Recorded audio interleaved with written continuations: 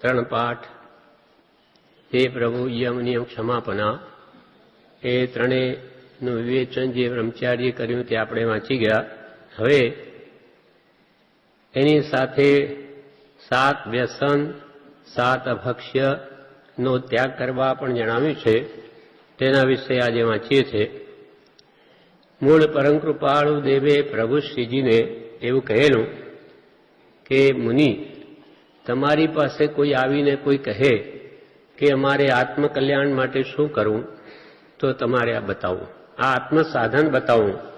એટલે પ્રભુ શ્રીજી કૃપાળુ દેવની આજ્ઞાથી આ મંત્ર કહો, આજ્ઞા ભક્તિ કહો, આત્મસાધન કહો, કોઈ બોધ કે છે, આ 3 પાઠ માળાને આપણે બધા જ લગભગ કરતા જોઈએ છે. કેમ કે એટલી ટૂંકામાં ટૂંકી આજ્ઞા તો બધા આરાધે, કેમ કે કૃપાળુદેવની આજ્ઞા છે. કંઈ ને કંઈક તો લિંક હોવી જ જોઈએ, 10-15 મિનિટની રોજની. જેમ કોઈ પૂજા કરે કે પ્રતિક્રમણ કરે કે પચખાણ કરે કે તેવી રીતે સત્સંગ ભક્તિ રોજે હોવી જ જોઈએ. એટલે 3 પાઠ 10-15 મિનિટ એમાં જાય, પછી અડધો કલાક સ્વાધ્યાય બને તો જરૂર કરવો જોઈએ, એવી કૃપાળુની આજ્ઞા છે. તો જ એની એ લિંક છૂટે નહીં. અને એમ કરતો કરતો એને બધું જ સમજાઈ જાય અને પછી દ્રઢ શ્રદ્ધા થઈ જાય અને એનું સમાધિ મરણ થઈ જાય, છપની શ્રદ્ધા થઈ જાય. હું આત્મા જ છું, કોઈ કાળે મરતો જ નથી. અને જેવા કર્મ કરી એવા મારે ભોગવા પડે. એટલે ખોટા કર્મ બી કરે નહીં, કર્મ એટલે કામો. જેવા કર્મ આપણે કર્યા એટલે જુદી જુદી સ્થિતિ આપણે બધાની છે, એ કર્મનું ફળ છે. પણ એ છપની શ્રદ્ધામાં સમ્યક દર્શન રહેલું છે, એ એકદમ નહીં સમજાય. પણ જે રોજે સ્વાધ્યાય ભક્તિ કરી, પહેલા તો મનને શાંત કરે, ભક્તિ કરી 15 મિનિટ પછી સ્વાધ્યાય કરે, કમસે કમ અડધો કલાક. એક સામયિક કાળ આપણને કહ્યો છે, 48 મિનિટ તો પ્રતિદિન આત્મા માટે ગાળવા જ જોઈએ, એ ભગવાનની આજ્ઞા છે. તો જ આત્મા સંબંધી એને કંઈ વાત સમજાય, નહીં તો આખું નિષ્ફળ જાય. એટલે પ્રભુ શ્રીજીએ આ 3 પાઠ તો એનું મહાત્મ્ય તો અદભુત કહ્યું છે. સાથે જો 7 વ્યસનને 7 અભક્ષનો ત્યાગ ન કરે તો એ ધર્મ આરાધવાને યોગ્ય જ નથી. આટલી પણ જેમાં જો ત્યાગ ભાવના ન હોય તો એના મનની સ્થિરતા જ ન રહે, એની વૃત્તિ ભટકતી જ રહે. એટલે કે સૌથી પહેલા આ 7 વ્યસનનો ત્યાગ કરો. કૃપાળુદેવે પ્રભુને 9 કલમો આપી કે તમારે આ પ્રમાણે ત્યાગ કરાવો. એ વસ્વમાં કહ્યું, જ્ઞાન પ્રાપ્તિ થયા પછી એમને આજ્ઞા આપી, પહેલા નહીં.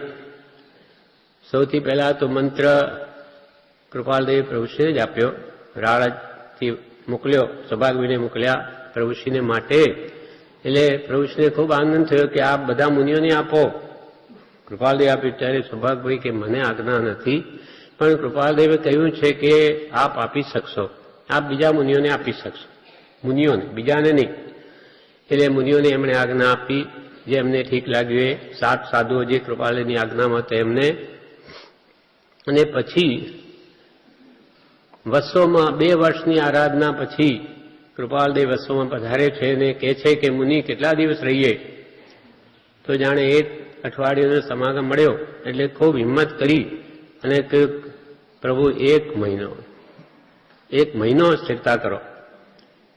તો કૃપાળદેવ 1 મહિનો ત્યાં રોકાયા અને મિથ્યા દ્રષ્ટિ મેટાવીને સમ્યક દ્રષ્ટિ કરાવી, સમ્યક આત્મજ્ઞાન કરાવ્યું. ત્યાર પછી આ 9 કલમ એમને સોંપી, પહેલા નહીં. પહેલા સ્વનું કલ્યાણ, પછી બીજાનું. એવી રીતે 9 કલમોમાં એમ સોંપે છે. પહેલી કલમ, 7 વ્યસનનો ત્યાગ કરાવો. જે આરાધક તમારી પાસે આત્મસાધન માંગે તેને 7 વ્યસનનો ત્યાગ કરાવો. પછી 7 અભક્ષનો ત્યાગ કરાવો, અભક્ષ્ય પદાર્થોનો ત્યાગ કરાવો. આમ તો 22 અભક્ષ્ય છે, એટલે જે ઠીક લાગે તે. એમાંથી મુખ્યત્વે 7 અભક્ષ આપણા માટે ત્યાં આજ્ઞા લઈએ ત્યારે લીધેલા છે, એનો ત્યાગ કરાવવો. પછી કંદમૂળનો ત્યાગ કરાવવો, એના પછી કંદમૂળનો જ નંબર આવે. કેમ કે આ 7 અભક્ષ જે વડના ટેટા વગેરે છે એ બધામાં 2 ઇન્દ્રિય જીવો છે, ત્રસ્કાય છે, એટલે વધારે પાપવાળા છે. પછી કંદમૂળના બધા એકેન્દ્રિય જીવો છે, અનંત જીવો છે આમાં. પછી એનો નંબર આવે. પણ કે કમસે કમ તમે આ ત્રસ જીવોનો ત્યાગ કરો. પછી સ્થાવર કંદમૂળ, પછી રાત્રિ ભોજનનો ત્યાગ કરાવવો, એ પણ એ પ્રભુશ્રીએ કહ્યું કૃપાલદેવે. પછી કયો લીલોતરીનો ત્યાગ કરાવો. લીલોતરી પણ બધા જીવો છે, એટલે આપણે થઈએ છીએ, છતાં મહાપુરુષોએ બીજ, પાંચમ, આઠમ, 11, 14, પૂનમ, અમાસ એ રીતે 12 તિથિ ત્યાગ કરવાનું કહ્યું છે. અને સંપૂર્ણ ત્યાગી શકે તો વધારે શ્રેષ્ઠ.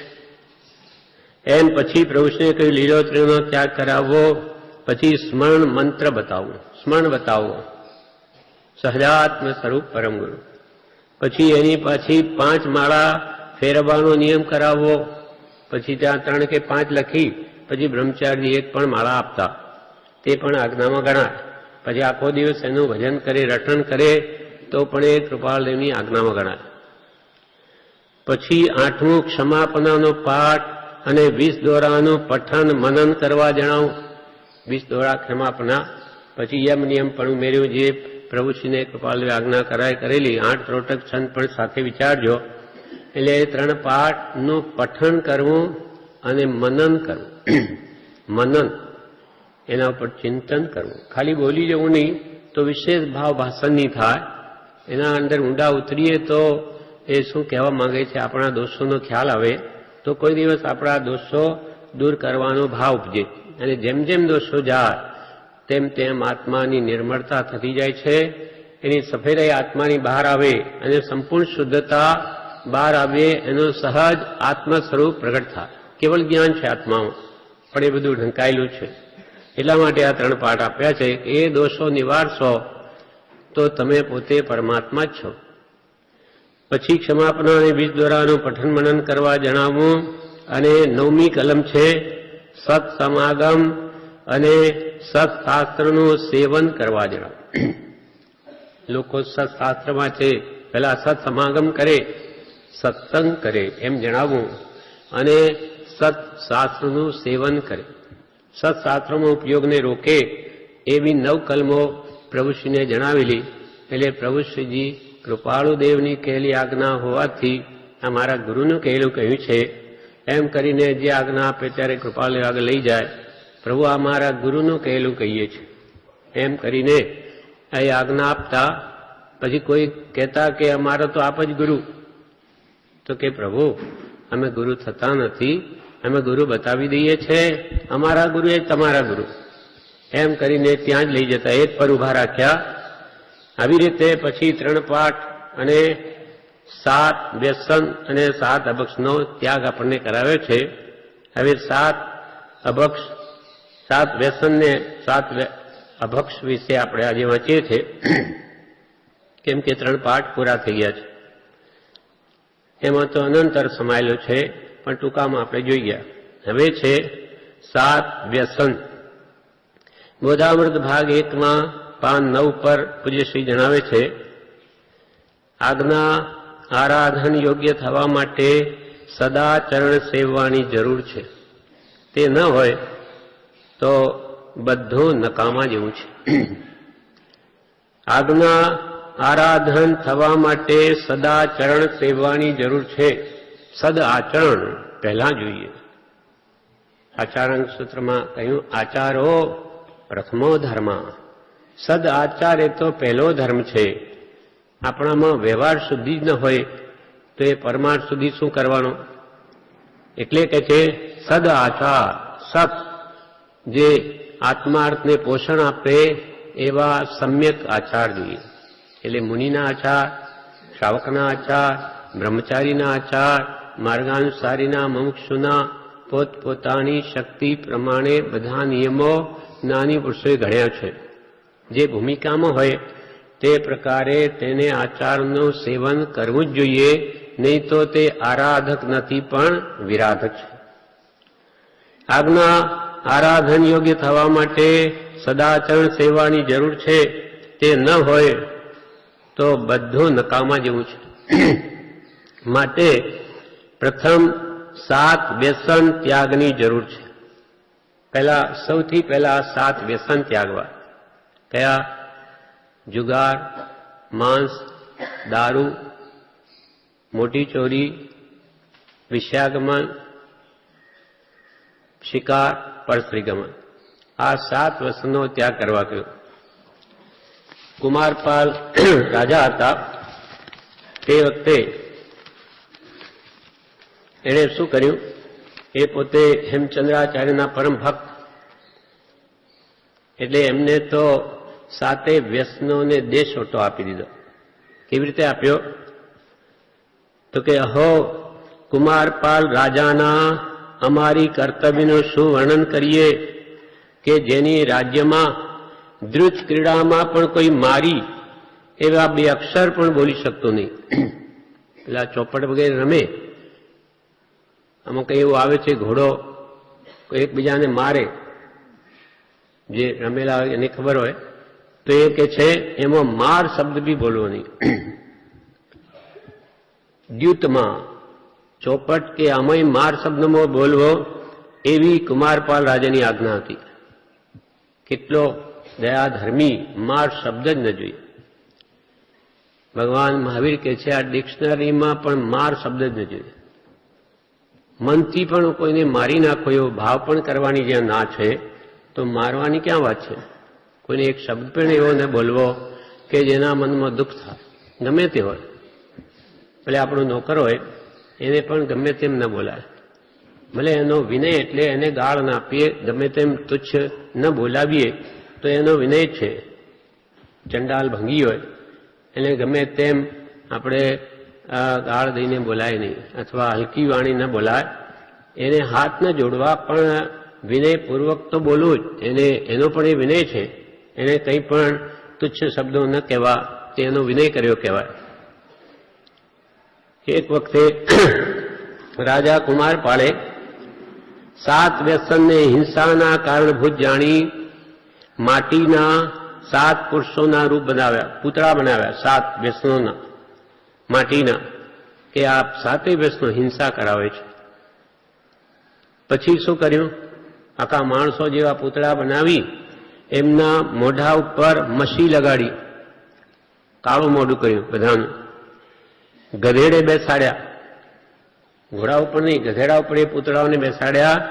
તેની આગળ ફૂટેલા ઢોલ, તુચ્છ વાજિંત્રો વગાડતા તેને પાટણ નગરના 84 ચોટામાં ફેરવી લાકડી તથા મુષ્ટિ વગેરેથી તાડન કરાવી તેને પોતાના નગરમાંથી અને પોતાના દેશમાંથી બહાર કાઢી મુકાવે. લોકો જાણે કે આ વ્યસન કોઈ દિવસ સેવશો તો ભયંકર અપરાધ જાણીને રાજા દંડ કરશે. એટલે એ લોકોને પૂતળા બનાવ્યા, કાળા મોઢા કર્યા, ગધેડા પર બેસાડ્યા, ફૂટેલા ઢોલ આગળ રાખીને લાકડીઓના એ પૂતળા ઉપર મારે. એટલે કે જો તમે એવા વ્યસન સેવશો તો આવો માર ખાશો. બિલકુલ રાજા ચલાવી લેશે નહીં. અને એને મુષ્ટિના થી પણ મારતા એ 84 ચોટામાં ફેરવ્યા. બધા જુએ, જાણે કે આ વ્યસન જો સેવ્યા તો આ દુર્દશા થશે. પછી એમને દેશમાંથી બહાર કઢાવી દીધા, લોકોને બતાવવા માટે. એમ આપણને તો કૃપાલજી પહેલા જ કહ્યું છે કે તેમાં વ્યસન સેવો નહીં, કેમ કે એ 7 નરકના દ્વાર છે. 7 નરકમાં લઈ જઈ શકે એવા વ્યસન છે. વ્યસન એટલે લત, આદત જે પડી જાય તે મરી જવું પણ છૂટે નહીં એવા વ્યસન છે. એટલે આ ભાવમાં પણ આપણને દુઃખી કરે અને પરભાવમાં દુર્ગતિએ લઈ જાય. એટલે આપણો આત્મા નરક, તિર્યંક કે નિગોદ આદિમાં નહીં જાય. આપણો આત્મા એના માટે જ્ઞાનીઓએ આ યોજના કરી. કેમ કે આપણે તો જાણતા નથી કે આનું આવું ભયંકર પરિણામ આવશે. એટલે અજ્ઞાન અવસ્થા છે આપણી, જ્ઞાનીઓ જાણે છે કે એનું શું ફળ છે, માટે કે તમે એનો પહેલા ત્યાગ કરો. એટલે આપણી દયા ખાઈ અને એમનો ત્યાગ કરાવ્યો આપણને. એમને તો કંઈ નહીં, તમે નરકમાં જાઓ તો એને શું ફરક પડે, પણ નહીં. જ્ઞાની પુરુષોનું હૃદય સદા દયાળુ હોય છે. એ તો બીજાનું ભલું કેમ થાય એમ છે, પોતાનું તો થઈ ગયું છે, માટે આપણને ત્યાગ કરાવ્યો. પછી 5 અભક્ષ્ય ફળ તથા મધ અને માખણનો ત્યાગ કરાવ્યો. 7 અભક્ષ્ય એનો પણ ત્યાગ કરાવ્યો. હવે 7 વ્યસન વિશે જણાવે છે. પહેલું જુગાર. આવું નાનું લાગે પણ એ સર્વ વ્યસનનું મૂળ છે. જુગાર એ લોભ મહા ખરાબ છે. બ્રહ્મચારી કહે છે જુગાર એટલે લોભ મહા ખરાબ છે. જો તે છૂટે તો ઘણો લાભ થાય એમ છે. એકદમ પૈસાદાર થઈ જવાની કામનાએ કરી સટ્ટા લોટરી વગેરે કરવા નહીં. જુગાર કોણ રમે? વગર પૈસે પૈસાદાર થવું છે. અત્યંત લોભ છે. બધું જાણે મને જ મળી જાય એથી એ લોભ મહાભયંકર છે. લોહો સબ વિનાશણો. લોભ સર્વનાશ કરે છે. એનો પ્રતિપક્ષી સંતોષ છે. એટલે સંતોષી જીવ સદા સુખી રહે અને તૃષ્ણાવાળો નર નિત્ય ભિખારી એમ કહ્યું. કૃપાલે કે જન્મમણ કોના છે? તો કે જે તૃષ્ણા રાખે તેના. જેની અત્યંત તૃષ્ણા છે તે જાણે હવે 2 ના 5 કરી લઉં, આમ કરતો એના 1000 ગણા કરી લઉં, પણ એ તો નસીબ હોય તો થાય, નહીં તો આવા વ્યસનથી હોય તે પણ ચાલ્યું જાય. કૃપાલે કે છે લોભ કેવો છે? જેમ લાભ થાય છે તેમ લોભ વધે છે. આપણા અંતરને પૂછીએ તો આપણે બધાને અનુભવ છે એનો. કેમ કે જેટલું ઘરમાં આવે તેટલું આનંદ થાય, પણ ખર્ચાઈ જાય ત્યારે આનંદ ન થાય. ખર્ચું તો પડે જીવન જીવવા કે વ્યવહારમાં, પણ એ એટલું ગમે નહીં જેટલું આવે તો ગમે. એટલે આવક ગમે, જાવક ન ગમે. એટલે કૃપાલે કે છે કોણ જાણે, મોક્ષમાળામાં લખ્યું છે પરિગ્રહને સંકોચવાના પાઠમાં કૃપાલે પોતે લખે કોણ જાણે. કોણ જાણે લક્ષ્મી આદિકમાં કેવી એ વિચિત્રતા રહી છે કે જેમ જેમ લાભ થતો જાય છે તેમ તેમ લોભની વૃદ્ધિ થતી જાય છે. વળી કેવું ધર્મ સંબંધી કેટલું જ્ઞાન છતાં, ધર્મ જાણે છે, ધર્મ સંબંધી કેટલું જ્ઞાન છતાં, ધર્મની દ્રઢતા છતાં પણ પરિગ્રહના પાશમાં પડેલો પુરુષ કોઈક જ છૂટી શકે છે. વૃત્તિ એમ જ લટકી રહે છે અને એ વૃત્તિ કોઈ કાળે સુખદાયક થઈ નથી. અને એવી પાપ ભાવનામાં જો મરણ થાય તો એ નરકમાં જતો, હલકી ગતિમાં જતો. એટલે એ વૃત્તિ આપણા બધામાં અનાદિથી પડી છે, પણ એને જો ન ઘટાડીએ તો આપણી દુર્દશા જ છે. કેમ કે ભેગું કર કરીને કેટલા સુધી કરવું? કૃપાલે એક ઠેકાણે લખ્યું કે આખી જિંદગી જો ભેગું કરવા જમાં ગાળે તો એને ભોગવશે ક્યારે? જે મળ્યું છે તેનું પણ સુખ વખતે જાય છે. ઘણું ભેગું કર્યું, હજુ કરવું, એમાં તો આપણું આયુષ્ય તો નિયમિત છે, એ તો અમુક છે, પૂરું થઈ જવાનું, અને ભેગું કરેલું અહીંયા જ રહી જશે. અહીંયા રહી જાય એટલું જ નહીં, આપણે જે મેળવવામાં જે એમાં 18 પાપસ્થાનક સેવ્યા એનું ફળ આપણે ભોગવવું, અને આપણે મેળવેલો પૈસો જે કોઈ બીજો ભોગવે એ જેમાં વાપરે તેની અધિકરણ ક્રિયા પણ આપણને લાગે. હવે કમાવ્યું આપણે અને આપણા છોકરા વ્યસનમાં કે બીજા કંઈમાં વાપરે તો એનું આપણે ભોગવાનું. એટલે ડબલ નુકસાન. આપણે પાપ કર્યો, પૈસા તો અહીંયા જ રહી ગયા, એનું ફળ પણ આપણે ભોગવી નહીં શક્યા, અને વળી પરબ્રહ્મમાં માર જ ખાવાનો છે. એટલે મહાપુરુષો કે ખૂબ ધ્યાન રાખવું જોઈએ. આજીવિકા પડતું કૃપાલે કે હોય તો વિશેષની કંઈ મુમુક્ષુને જરૂર નથી. શું કરવાનું એને? એ તો એક જીવવાનું સાધન છે, કંઈ પૈસો સર્વસ્વ નથી. પણ 2 કારણને લઈને એ તૃષ્ણા બળવાન રહે છે. એક તો 5 ઇન્દ્રિયના વિષયો ભોગવવા માટે, કૃપાલે એક પત્રમાં લખ્યું છે. અને બીજું કારણ મોટો થવા. હું મોટો થાઉં, પૈસા ખૂબ વધે લોકો મને મોટો શેઠ કહે, અથવા આ દરેકમાં માન મોટાઈ મળે, એ કારણથી તૃષ્ણા નવજવાન રહે છે. અને 5 ઇન્દ્રિયના વિષયો ભોગવાના કારણે. હવે જ્યારે મુમુક્ષુને સપ્ત વ્યસનનો ત્યાગ છે તો એને વધારે પૈસાની જરૂર શું છે? વ્યસનીય હોય એને કરોડો ઓછા પડે, 7 વ્યસન ભોગવતો હોય, પણ એ મોક્ષ તો એ છે નહીં, તો પછી એને કરવાનું છે શું? અને મોટાઈ તો મૂકવા જ જ્ઞાનીઓ કે છે, કેમ કે લઘુતા વગર તો પ્રભુતા આવે નહીં. અને મોટાઈ એ માન છે, માન એ મોટો કસાય છે, અને માનાદિ શત્રુ મહા છે. તો પછી એ છોડવા જ એને મોક્ષ છે, તો એને પછી ધનની શી જરૂર છે? એટલા માટે કે તૃષ્ણા જે ઘટાડે તે આ ભમય સુખી થાય અને પરભમય સુખી થાય. એટલે જુગાડ જે છે તે વગર કમાવીએ વધારે પૈસા મેળવી લઉં એવો લોભ છે, માટે સટ્ટા લોટરી વગેરે કરે અને એમાં બધું પણ ખોઈ નાખે. કેટલાય જણા એમાં નાસીપાસ થઈ ગયા, માટે કે છે જુગાર કદી રમવો નહીં. એટલે આપણી એવી દુર્દશા થાય નહીં એના માટે કૃપાલ કે એની પ્રતિજ્ઞા લઈ લો. નહીં તો જીવનો કોઈ વાર સંગ કુસંગ હોય તો એનું પણ મન થઈ જાય, તો કે નહીં, એની પહેલા પ્રતિજ્ઞા કરો એટલે પછી આવા નિમિત્તોમાં જવાનું નહીં થાય. બીજું છે માંસ કે દારૂ, એ તો ત્યાગવા યોગ્ય છે. એમાં તો ક્ષણે ક્ષણે અસંખ્યા જીવોત્પત્તિ થાય અને જીવોને મારીને દુઃખ આપીને મેળવવામાં આવે. મરેલાનું હોય તો પણ એમાં અસંખ્યા જીવોત્પત્તિ પ્રતિ સમયમાં થાય, એટલે એનો જ્ઞાનીઓ નિષેધ કર્યો. ને આ કંઈ ખોરાક નથી માણસોનો. જાનવરો જે જંગલી છે એને કોઈ મળતું નથી ને એ કરતા હોય, પણ માણસ પણ એવું કરે તો એ તો જાનવર કરતાંય ભૂંડો છે. કેમ? તો કે એને તો બીજું ખાવાનું મળે છતાં એ છોડીને આવું કરે. અને જે ધર્મ જાણે છે તે તો કોઈ દિવસ બીજાને દુઃખ ના આપે.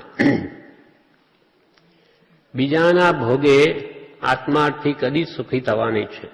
બીજો મરે અને હું સુખી થાઉં એમ કોઈ મુમુક્ષુ છે નહીં. એટલે માંસ એ પણ ભયંકર છે, હિંસાનું કારણ. અને દારૂ પણ ખવડાવવામાં આવે, મવડાના ફૂલ અને ગોળ વગેરે મહિનાઓ સુધી માટલામાં રાખી એમાં અસંખ્યા જંતુઓ ઉત્પન્ન થાય. એ જંતુઓ જ આપણામાં જઈને આપણી બુદ્ધિને એકદમ સ્ટિમ્યુલેટ કરી અને જાણે આપણે જગત ભૂલી ગયા. પણ એ ક્ષણિક છે, પછી પાછું દારૂ ઉતરે એટલે પાછો ચિંતા જેવી હતી એની એ જ ઊભી રહે. એટલે એ સુખનો ઇલાજ નથી. પણ આ બધા વ્યસન છે, એકવાર ચોંટી ગયા કે પછી છોડવા બહુ અઘરા છે. એટલે પહેલાથી જ આપણે માંસ અને દારૂનો ત્યાગ કરાવે છે. પછી આવી ચોરી કરીને તુરત પૈસા આવે તે સારું લાગે છે, પણ જેનું પરિણામ ખરાબ આવે તે દુઃખદાયક છે. જેનું પરિણામ ખરાબ આવે તે દુઃખદાયક છે એમ સમજી કોઈને પૂછ્યા સિવાય શાક જેવી વસ્તુ પણ લેવી નહીં. ભલે એને તરત પૈસા આવે એટલે ચોરી કરનાર જાણે કે આપણે કેટલું બધું મળી ગયું, પણ એનું પરિણામ ખરાબ આવશે. આ ભમમાં પણ એ ડરતો રહે, કોઈ જાણે નહીં મારી ચોરી. આ ભમમાં એને સુખ શાંતિ નથી અને પરનું હરણ કર્યું એટલે પરબ્રહ્મ એ સુખી થવાનો નથી. એક પ્રભુશ્રીનો પ્રસંગ છે. પ્રભુશ્રીજી અહીંયા બહાર ખેતરોમાં ઝાડ નીચે જઈને બેસતા, તો એકવાર એક ભાઈને સમજાવતા હતા. તેમાં એમ આવ્યું કે એક ભાઈ બીજે ખેતરમાં ઊભો હતો. એને થયું કે આ મારા ખેતરમાંથી જુવાર કોણ ચોરીને લઈ જાય રોજ. હવે તો આજે એને કાપી જ નાખું ધારિયાથી. તેટલામાં પ્રભુશ્રીજી ત્યાં ઉપદેશ આપતા એમાં આવ્યું કે સાહસ કરવું નહીં. એટલે એ ભાઈને વિચાર આવ્યો કે મહાત્મા બેઠા છે કે સાહસ કરવું નહીં. એટલે એને મનમાં કે હવે આજ એમ કરું, આજ એને ધારિયાથી કાપી નહીં નાખું, કોણ છે આ, પણ આજ રાત્રે તો જોઉં છે કોણ. પછી જ એને બીજે દિવસે વાત. હવે રાત્રે છોકરીને જોયું તો કોણ નીકળ્યું? પોતાનો જ ભત્રીજો. પછી પ્રભુશ્રીને આવીને કહે કે મહારાજ, આપે કાલે એમ ઉપદેશમાં બોલેલા કે સાહસ ન કરવું, એટલે બહુ સારું થયું, નહીં તો હું તો મારે રડવાનો વખત આવે. મારા ભત્રીના જ હું મારી નાખત. મેં તો વિચારેલું કે એને ધારિયાથી કાપી નાખું, કોણ છે રોજે જુવાર લઈ જાય. એમ જ્ઞાની પુરુષોના જ્ઞાન બળે કેવો લાભ થાય. અને બીજું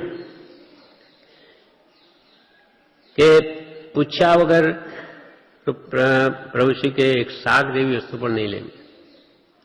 બીજાનું છે, મારું ક્યાં છે? કોઈ પણ વસ્તુ ન લેવી. રસોડામાં અમુક એક બે વાર બન્યું, આ મુમુક્ષોની અજ્ઞાનતા છે. ગોળ જેવી વસ્તુ એ ખાવાને તો આપીએ છે, પણ એ પાછો વધારે લઈને અંદર ભરી દે, સાડીમાં લઈ લે, કોથળીમાં નાખી દે. આવું આપણે નહીં કરવું. પૂછીને લો ને કે ભાઈ મારે આ જોઈએ છે વધારે, તમને કોઈ ના નહીં પાડે, પણ આમાં ચોરીનો ભાવ છે કે કોઈ જાણે નહીં એમ કરું, એવું આપણાથી ન કરાય. રસોડામાં જઈને કોઈ આ મને આપજો તો લઈ જાઓ, મુમુક્ષોનું જ છે ભલે, પણ આવી દ્રષ્ટિ આપણે નહીં રાખવી. આપણે તો મુમુક્ષુ છીએ, છૂટો આવ્યા છીએ. કોઈ પણ વસ્તુ હોય તો પૂછીને લેવી. એટલે પ્રભુશ્રી કહે શાક જેવી વસ્તુ પણ પૂછ્યા સિવાય ન લેવા. લાખ રૂપિયાની કિંમતની ચીજ રસ્તામાં પડી હોય તે પણ લેવી નહીં. કોઈ રસ્તામાં જતા હોઈએ, કોઈ વસ્તુ ત્યાં પડી હોય તો આપણું મન થઈ જાય કે જાણે અહીંયા કોઈ ખબર તો નથી, આ અહીંયા નકામી જશે, કોઈ લઈ જશે, એટલે હું એવું તો ધર્માદે આપી દઈશ, એવી આપણી વૃત્તિ થઈ જાય. પણ કોઈ વાર એવું ભયંકર થઈ આવે એનું પરિણામ કે આપણી ફાંસી થઈ જાય. શું થયેલું એના પર એક દ્રષ્ટાંત છે.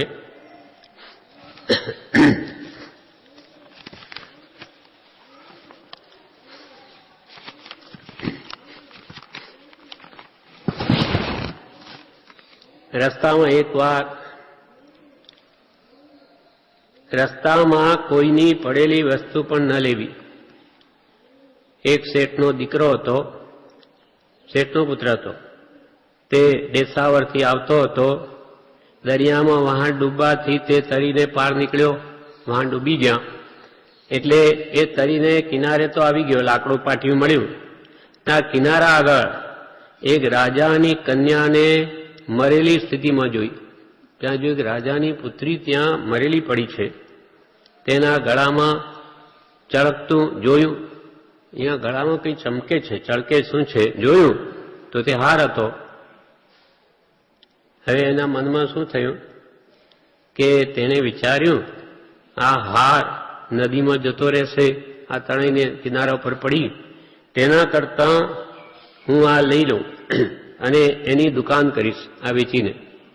પછી એમાં જે કમાણી આવશે તેના ઉપરથી એની એક ધર્મશાળા આના નામની કરાવીશ, રાજકુમારીના નામની એક ધર્મશાળા કરાવીશ.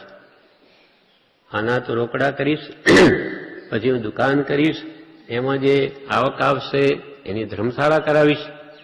ભાવ એને એવો થયો એટલે એને એ લીધું.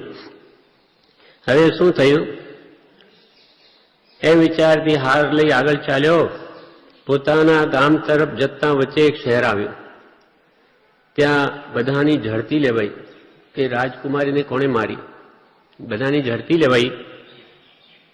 તેણે કહ્યું કે તમારી પાસે શું છે, તો કે મારી પાસે કંઈ નથી. છતાં ચાલતા એનું કપડું ક્યાંય ભરાઈ ગયું, ત્યાંથી નીકળે છે ભરાઈ ગયું, ફાટ્યું કે તેમાંથી પેલો હાર નીકળીને બહાર પડ્યો. તે જોઈ પોલીસે પકડ્યો અને એને લઈ ગયા. તેને હકીકત બધી જણાવી કે મેં તો આવો વિચાર કર્યો એના માટે લીધેલું, બાકી મારે કોઈ લઈ જવાનો ભાવ નથી, એના નામે ધર્મશાળા બંધાવીશ એવો બધી મારી ઈચ્છા હતી. પણ બધી તપાસ કરવાના એને ઉડતું બીજા સૈનિકોએ શું કહ્યું કે તે હાર જ નથી લીધો, આ રાજકુમારીને તે જ મારી છે. આ હારના લોભથી એનો મારનાર તું જ છે. કેવો ફસાઈ ગયો. એમ મહાપુરુષો કે રસ્તામાં પડેલી વસ્તુ લેવી જ નહીં. જે હોય તે આપણે શું, તો આપણે આ ઉપાધિ આવે જ નહીં. પણ આપણો લોભ છે કે એવો અવસર આવે તો જીવ એનો એવો થઈ જાય કે લઈ લઉં, પછી નામ ધર્મનો આવે ને પછી અંદર કર્મ આવે. પહેલા તો શું લઈ લઉં, પછી કે એની કિંમત આવશે ને તો એની ધર્મશાળા બંધાવીશ ને, હવે તે વખતે એના શું ભાવ થશે કોણ જાણે. એમ જીવની વૃત્તિઓ છેતરી જાય છે. એટલે આપણે કંઈ લેવું જ નહીં, પારખું. પરદ્રવ્યેષુ લોષ્ટવત માતૃવત પરદારેષુ પરદ્રવ્યેષુ લોષ્ટવત આત્મવત સર્વભૂતેષુ ય પશ્યતિ સ પંડિત. માતા પર સ્ત્રી માતા સમાન, પરદ્રવ્ય ઢેફા સમાન, લોષ્ટવત માટીના ઢેફા સમાન, અને આત્મવત સર્વભૂતેષુ સર્વ પ્રાણી માત્ર મારા જેવા છે, બધા આત્મા છે. આત્મ સર્વભૂતેષુ યહ પશ્યતિ સ પંડિત. આ પ્રમાણે જે જુએ છે તે જ ખરો પંડિત છે. અને એક ઠેકાણે તો એમ કહ્યું યહ પશ્યતિ સ પશ્યતિ. આ પ્રમાણે જુએ તે જ ખરેખર જુએ છે, બાકી બધા આંધળા છે. જેની આ દ્રષ્ટિ નથી તે બધા આંધળા. એમ રસ્તામાં પડેલી વસ્તુ પણ લેવી નહીં. ભલે લાખ રૂપિયાની, બ્રહ્મચારી કહે લાખ રૂપિયાની કિંમતની ચીજ રસ્તામાં પડી હોય તો પણ લેવી નહીં. એ ત્યાગવા સિદ્ધાંત કે પશ્ચાત દુઃખ તે સુખ નહીં. પશ્ચાતમાં દુઃખ આવે સુખ નહીં.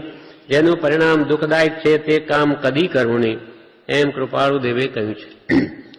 જેનું પરિણામ દુઃખ આવે એવું કામ કદી કરવું નહીં, એમ કૃપાળુ દેવે કહ્યું છે. હવે શિકાર કોઈ પણ જીવને ઈરાદાપૂર્વક મારવો નહીં. ઘણા માણસોને એવી ટેવ હોય છે કે માંકડ, મચ્છર, ચાંચડ વગેરેને ઈરાદાપૂર્વક મારી નાખે છે. હાથ પર બેઠું મચ્છર મારી નાખે. માંકડ કે લોહી પીએ છે મારું, મારી નાખે. એને લઈને દૂર મૂકી દો, તમારે તો દૂર થઈ ગયા. પછી એને મારવાથી શું ફાયદો છે આપણને? પણ જેને હિંસાનું ભાન જ નથી કે અમુક કેટલું ભયંકર પાપ છે, એના કર્મે જીવો બન્યા, અને પણ અજ્ઞાનતાનું દુઃખ છે આ બધું. ઈરાદાપૂર્વક મારવાની પણ તેમ કરવું નહીં. પૂર્વક મારી નાખે છે પણ તેમ કરવું નહીં. ચૂલો સળગાવતા પણ લાકડા ખંખેરીને નાખવા, જેથી જીવ હોય તે મરી જાય નહીં. હવે લાકડાનો જમાનો તો છે, ગરીબો કરતા હશે કે આપણે બંબામાં બાળે છે, ઘરમાં તો હવે ગેસ થઈ ગયા.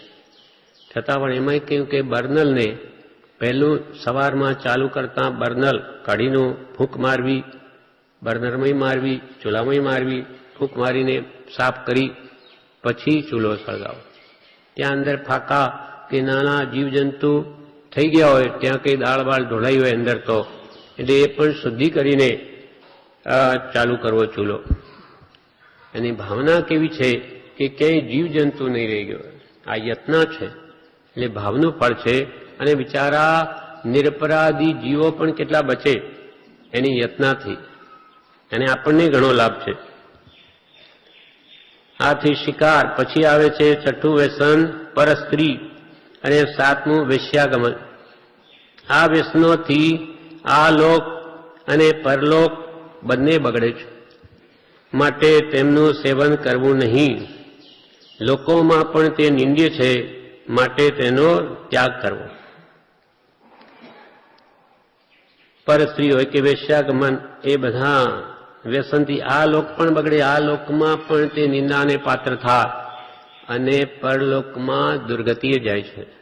નરકના 4 દ્વાર કહ્યા છે, તેમાં એક આ રાત્રિ ભોજન ને પરસ્ત્રી ગમન પણ એમાં છે. એમ માટે એ કરવું નહીં. આ 7 વર્ષનો નરકના દ્વાર છે, એટલે આપણા આત્મા નરકમાં નહીં જાય એના માટે આ જ્ઞાનીઓ યોજના કરી છે. હા, રાત્રે સ્નાન પણ નિશ્ચિત છે આપણા જીવનમાં. હા, એટલે શું છે, એ પાણી હજુ એમાં જીવો છે, એ જીવોત્પત્તિ પાણીમાં સૂર્યાસ્તના 48 મિનિટ પહેલાથી શરૂઆત થાય. સાંજે આપણે સૂર્ય અસ્તનો ટાઈમ હોય ને, એટલે સૂર્ય ઢળી ગયો હોય ત્યારે 1.5 કલાક પહેલા એ ચાલુ થઈ જાય એમાં જીવોત્પત્તિ. અને સૂર્યાસ્ત, સૂર્ય ઉદય થયા પછી પણ 48 મિનિટ પછી એ જીવો આપોઆપ મરી જાય છે. એટલે જે શુદ્ધ રીતે રાત્રિ ભોજન પાળતા હોય એને તો 1.5 કલાક પહેલા જ ખાવાનું પતાવી દેવું જોઈએ. પાણી પણ જેને પીતા હોય એને પણ એમ કહ્યું કે 48 મિનિટ પહેલા બધું પૂરું કરેલું. શુદ્ધ રીતે પાલનારા શ્રાવક વ્રત કરતા હોય, સમકીથી શ્રાવક હોય, પંચ મહાવ્રતધારી, અણુવ્રતધારી, તે આવી રીતે શુદ્ધ રીતે પાલન કરે.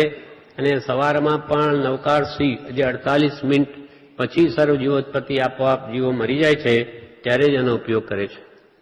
એટલે રાત્રે સ્નાન જે ન કરે એ ઘણું સારું છે, કરવા જ નહીં જોઈએ. દિવસ ઘણો છે, શા માટે રાત્રે નાવું? એટલે નહીં તો એને હિંસા લાગે છે. વળી કહ્યું, આ બધું અજ્ઞાનતાનું દુઃખ છે. ખબર હોય તો એ પ્રમાણે બચે, નહીં તો બધું સામાન્ય થઈ ગયું. હવે ગોદામૃત ભાગ 3 કે છે પ્રભુશ્રીજી, નહીં બ્રહ્મચારીજી, ગોદામૃત ભાગમાં કહ્યું, પરમ ઉપકારી પરમ પૂજ્ય પ્રભુશ્રીજીએ જણાવ્યું કે પરમ કૃપાળુ દેવની સાક્ષીએ 7 વ્યસનનો ત્યાગ કરવા યોગ્ય છે. પરમ કૃપાળુ દેવની સાક્ષીએ એમની આજ્ઞાએ ત્યાગ કરવા યોગ્ય છે. અને એકવાર ત્યાગ કરી દો પછી એનું સેવન મરતા સુધી કરવું નહીં. વ્રત લઈ લીધા પછી મરી જઈએ તો પણ કે છે વ્રત ભંગ કરવું નહીં. અને જો નહીં ત્યાગ કરે 7 વ્યસનનો તો એને આખા લોકની અધિકરણ ક્રિયા લાગે છે. આ વસ્તુ જાણવા જેવી છે. જેમ કે આપણે માંસ ખાતા નથી અને પ્રતિજ્ઞા પણ લીધી નથી, તો આખા વિશ્વમાં જે કરોડો જીવોની કતલ પ્રતિદિન થઈ રહી છે એનું પણ અધિકરણ ક્રિયા અમુક પાપ આપણને લાગે જ. પણ આપણે ક્યાં કહીએ છીએ? તો કે તમે ત્યાગ પણ ક્યાં કર્યો છે? કે હું ગમે તે અવસ્થામાં પણ માંસ ન જ ખાઉં એવું પણ ક્યાં નક્કી કર્યું છે? એટલે જ્યાં સુધી પચખાણ ના લે ત્યાગના, ત્યાં સુધી એને અધિકરણ ક્રિયા લાગે જ. એટલે જ જૈન ધર્મમાં 6 આવશ્યકમાં પ્રત્યાખ્યાન પણ એક આવશ્યક છે. પ્રત્યાખ્યાન એટલે પ્રતિજ્ઞા. જે નથી જ ખાવું તેનું પચખાણ લઈ લો કે હું મરી જાઉં તો હું માંસ ખાઉં નહીં, તો એને હિંસા બંધ થાય. નહીં તો એને અધિકરણ ક્રિયા લાગે જ. એના માટે કૃપાલદેવે કહ્યું છે,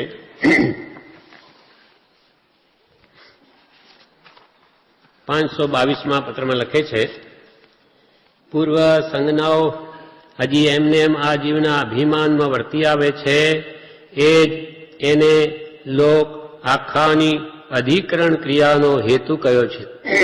પૂર્વ સંજ્ઞાઓ, હિંસા, જૂઠ, ચોરી વગેરે અનાદિથી એ સંજ્ઞાઓ જીવમાં ચાલી જ આવે છે. આહાર સંજ્ઞા, ભય સંજ્ઞા, મૈથુન સંજ્ઞા, પરિગ્રહ સંજ્ઞા, એના કારણે લોક આખાની અધિક્રિયાનો એને લાગે છે. જે પણ વિશેષપણે અત્ર લખવાનું બની શક્યું નથી, આમાં લખે છે. એટલે વસ્તુ પરથી જ્યાં સુધી આપણો ભાવ ન છૂટે ત્યાં સુધી તે વસ્તુ આખા લોકમાં જ્યાં જ્યાં તૈયાર થતી હોય તે સંબંધી પાપ તેને લાગે. આના વિવેચનમાં બ્રહ્મચારીજી ગોદામૃત ભાગ 2 કહે છે 188 પાન પર કે આપણો માનો કે માંસ ઉપરથી સંપૂર્ણ કે હું મરી જાઉં એવું બીમારી આવે તો હું તો માંસ ખાઉં નહીં, કંઈ કોડ લીવર ઓઇલ લઉં નહીં, માછલીનું તેલ, કે હું ભલે ઈંડા ખાઉં નહીં, એવો ધડ જેને નિશ્ચય હોય તો તેને તેની પ્રતિજ્ઞા લેવી જ જોઈએ. નહીં તો ઈચ્છાના દ્વાર ખુલ્લા છે, માટે કર્મનો આશ્રવ થયા વગર નહીં રહે. વસ્તુ ઉપરથી ભાવ ન છૂટે ત્યાં સુધી તે વસ્તુ આખા લોકમાં જ્યાં જ્યાં તૈયાર થતી હોય તે સંબંધી પાપ એને લાગે. મારે મધ ખાવું છે એવી ભાવના રહે તો જ્યાં જ્યાં મધ તૈયાર થતું હોય ત્યાં એનો ભાગ ખરો. મધની પ્રતિજ્ઞા નથી લીધી પણ મધ મારે ખાવું છે, મોકો આવે તો ખાઈ લઉં, તો એવો જે ભાવ છે એટલે આખા લોકમાં જ્યાં જ્યાં મધ તૈયાર થતું હોય તેને એનો ભાગ મળે. કેમ કે એની ઈચ્છાના દ્વાર ખુલ્લા છે, અવસર આવે હું ખાઈશ. એને મારે મધ ખાવું છે એવી ભાવના રહે તો જ્યાં જ્યાં મધ તૈયાર થતું હોય ત્યાં એનો ભાગ ખરો. ગોદામૃત ભાગ 2 પ્રશ્ન 188 પર કહ્યું. એટલે અધિકરણ ક્રિયા એને લાગે જ્યાં સુધી ત્યાગ ન કરે ત્યાં સુધી.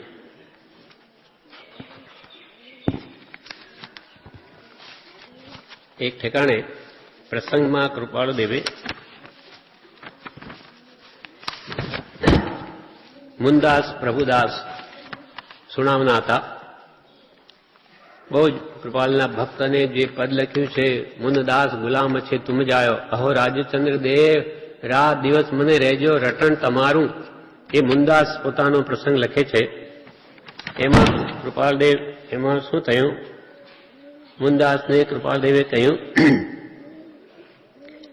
મુનદાસ લખે છે પોતાના પ્રસંગમાં, ત્યાં ઉપદેશ વખતે પરમ કૃપાળુ દેવે પ્રશ્ન મૂક્યો. પરમ કૃપાળુ દેવે ઉપદેશમાં એક પ્રશ્ન મૂક્યો કે એક માણસે હિંસા થાય તેવું કારખાનું બનાવવા માટે બધી સામગ્રી ભેગી કરી કારખાનું બનાવ્યું. કે ભાઈ આપણે આ કારખાનું ચાલુ કરવું છે, બધી સામગ્રી ભેગી કરી લીધી. સમારંભ સમારંભ આરંભ, હવે સમારંભ કર્યો, સમારંભ કર્યો, પેલા પ્લાન કર્યા, મશીનો પણ લાવી દીધી. હવે આરંભ કરવાનો સમય છે, કાલથી આરંભ કરવાનો છે. આજે બધી તૈયારી થઈ ગઈ.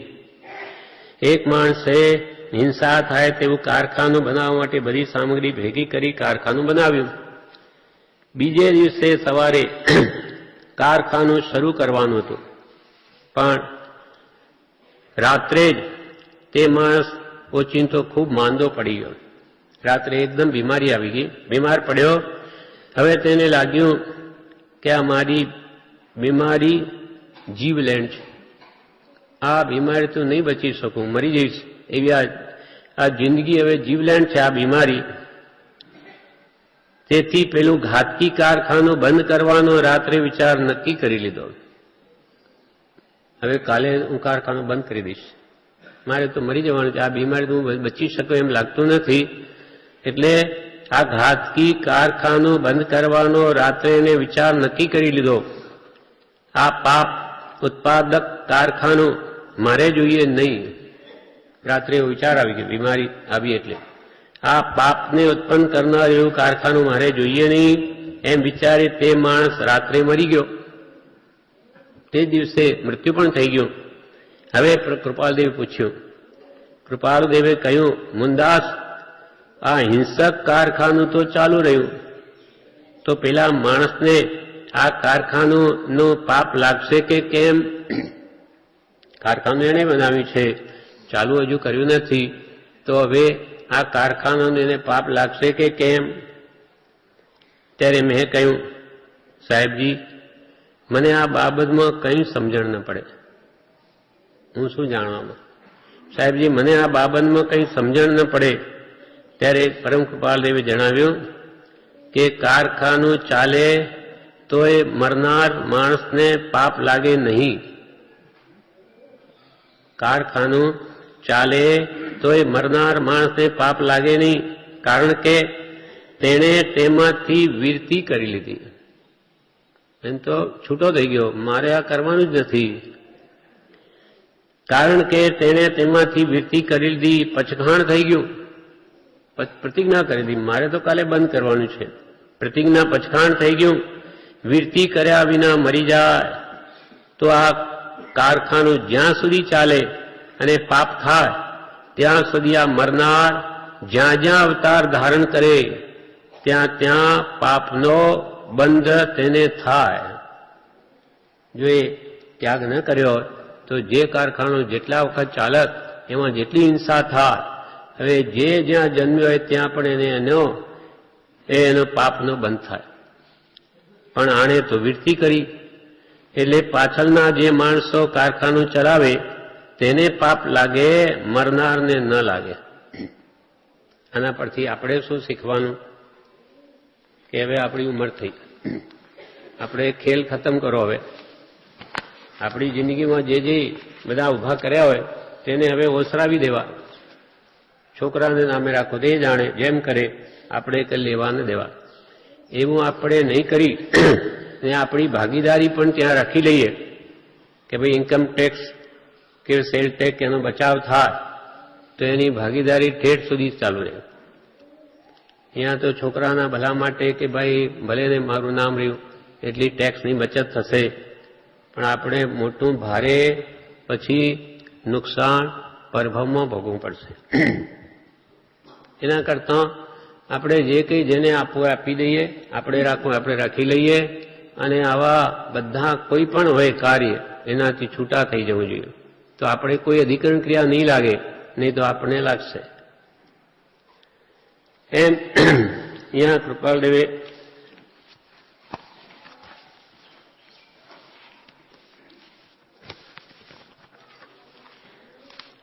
તેમ પરમ કૃપાળુ દેવે પ્રભુ શ્રીજીએ જણાવ્યું કે કૃપાળુ દેવની સાક્ષીએ 7 વ્યસનનો ત્યાગ કરવાયું છે. જે કંઈ છોડવું એ છોડી દેવું. પરમ કૃપાળુ દેવે જણાવેલો જે માર્ગ, જન્મણથી છૂટવાનો માર્ગ, તેને વિઘ્ન કરનાર આ 7 વ્યસન છે. ધર્મનો પાયો નીતિ છે. તેથી 7 વ્યસનનો ત્યાગ મંત્ર લેવતા પહેલા લેવાનો હોય છે. નીતિ છે ધર્મનો પાયો, એટલે 7 વ્યસનનો ત્યાગ આપણે મંત્ર લેતા પહેલા લેવાનો છે. એ સંબંધી જે પ્રસંગો કૃપાલજીના સમયમાં બનેલા, તેમાં સોમચંદ મહાસુખરામ અમદાવાદવાળા તે કે લખે છે કે તેઓ શ્રીની નજીક જઈને, કૃપાલદેવની નજીક જઈને સવિને નમસ્કાર કરી, હાથ જોડીને મેં વિનંતી કરી, અને શ્રી કૃપાળુદેવે મને જણાવ્યું કે 7 વ્યસન જરૂર ત્યાગવા જોઈએ. 7 વ્યસન જરૂર ત્યાગવા જોઈએ. પછી મારી ભૂલ મેં પરમ કૃપાળુદેવ સમક્ષ નિવેદન કરી. 7 વ્યસનમાં જે ભૂલ થયેલી નિવેદન કરી, ત્યારે તેઓ શ્રીએ જણાવ્યું કે અમુક તારીખથી અમુક માસ સુધી એકાસ ના કરવા, પ્રાયશ્ચિત રૂપે અમુક તારીખથી આટલા મહિના સુધી એકાસ ના કરવા.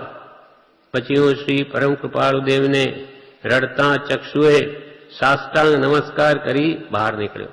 પશ્ચાતાપ કરતો અને એ પ્રાયશ્ચિત લઈને હું બહાર નીકળ્યો. છગનભાઈ નાનજીભાઈ, હું બીડી પીતો, તંબાકુ સૂંઘતો તથા દાંતણ વેળાએ તંબાકુ ઘસતો, એવું તમાકુનું મારે વ્યસન હતું. દાંતણ પણ એનાથી કરવું, તમાકુ એના માટે બીડી પીવું અને તંબાકુ આ ઘસું, એવું તંબાકુનું મને વ્યસન હતું. તે જોઈ સાહેબજીએ કહ્યું કે ત્રણેય કાઢી નાખ. કૃપાલે ત્રણેય કાઢી નાખ. એટલે મેં તે જ દિવસથી ત્રણેય કાઢી નાખ્યા. ભલે મને આદત છે, પણ કૃપાલે કહ્યું એટલે મેં ત્રણેય દિવસ તે જ દિવસે બંધ કરી દીધા. ભાવસાર જેઠાલાલ વસોવાળા. પછી બીજે દિવસે રાત્રે 8 વાગ્યાના સુમારે મને કૃપાળુશ્રીએ કહ્યું કે તમે હુક્કો બીડી પીવો છો, તે શા માટે મૂકી દેતા નથી? જેઠાલાલ ભાવસાર વસોવાળા હતા. એમને કૃપાલદેવે કહ્યું કે તમે હુક્કો પીઓ છો, બીડી પીઓ છો, તમે શા માટે મૂકી દેતા નથી? ત્યારે મેં કહ્યું, સાહેબજી, મને ઝાડાની કબજિયાત રહેવાના કારણે હું હુક્કો બીડી પીઉં છું. મને ઝાડાની કબજિયાત રહે અને બીડી પીવું તો ઝાડો આવે. ત્યારે પૂજ્યશ્રીએ કહ્યું, તંબાકુનો પ્રચાર તો 200-400 વર્ષથી વિશેષ થયો છે, તો તે પહેલાના લોકો તંબાકુ, બીડી, હુક્કા સિવાય બંધકોષ વડે મરી જતા હશે?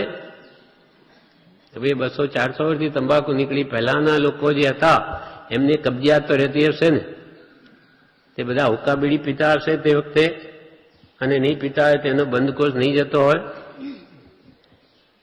પહેલાના લોકો તંબાકુ, બીડી, હુક્કા સિવાય બંધકોષ વડે મરી જતા હશે? મેં કહ્યું, ના સાહેબ. ત્યારે સાહેબજીએ મને કહ્યું, તમે વ્યસનને આધીન થઈ ગયા છો. તમે વ્યસનને આધીન થઈ ગયા છો, પણ વ્યસન તમને આધીન છે. તમે ધારો તો આજે છોડી શકો, પણ વ્યસન તમને આધીન છે, માટે એ બધા બહાના છે. તમે બહાના કરો છો, કબજિયાત છે, ફલાણી છે, એ બધા બહાના છે, અને તે મૂકી દેશો તો મૂકી દેવાશે. તમારે મૂકવું હોય તો મૂકી શકાય. ત્યારે લખનાર કહે આપની આજ્ઞા હોય, કેવો રસ્તો કાઢ્યો, મૂકી દેવાની વાત કરીને ત્યારે કહે જેઠાલાલ કે આપની આજ્ઞા હોય તો બીડી પીવાનું રાખું અને હુક્કો મૂકી દઉં, હુક્કો પીવાનું છોડી દઉં, બીડી પીવાનું રાખું, આપની આજ્ઞા હોય તો. ત્યારે કૃપાલદેવ કહે રૂપિયા ન રાખવા અને પરચુરણ 2 આના પાવલીઓ રાખવી તે પણ સરખું જ છે કે હું રૂપિયા ન રાખું પણ પાવલીઓને 2 આના 4 આના એ ખૂબ રાખીશ તો વધારે બીડીઓ પીશો. વાતો એની એ થઈ. આવા વચન સાંભળીને મને વિચાર થયો કે પૂજ્યશ્રી કહે છે તે સત્ય જ છે એમ જાણી તે માન્ય કરવાથી તેના પ્રત્યાખ્યાન સાહેબજીએ મહારાજ શ્રી લલ્લુજી સ્વામી પાસે કરાવ્યા. કૃપાલદેવ શું કરતા, આ વાત સમજાઈને જેને પચખાણ આપવા હોય ત્યારે પ્રભુશ્રી પાસે મોકલે, જાઓ લલ્લુજી મહારાજ પાસે જઈને લો. એટલે ત્યાં મોકલીને મને એના પચખાણ કરાવી દીધા. આમ વ્યસન છે. આજે પેલા ગુટકા ખાય છે એવી બુકો બહાર પડી, કેન્સરના ફોટો બતાવે, ગળામાં કેન્સર થયેલા. ત્યાં એક બુક આપણી પાસે આવેલી, એ મેં એક જણ આવો ગુટકા ખાતા એને બતાવી, જો આવું થશે. તેનો જવાબ શું હતો, મરવાનું તો એક વાર છે જ. હવે આવી રીતે જ મરવાનું લખ્યું હશે તો એમ મરી જઈશું, પણ એ છોડવા તૈયાર નથી. કેવું વ્યસન ચોખ્ખું, એમાં ફોટા જ કેન્સરના, કેટલી ભયંકર પીડા, તોય કે નહીં મરવાનું તો છે જ. પણ આવી રીતે રીબાઈને છતાં પણ એ છોડવા તૈયાર નથી. એનું નામ વ્યસન.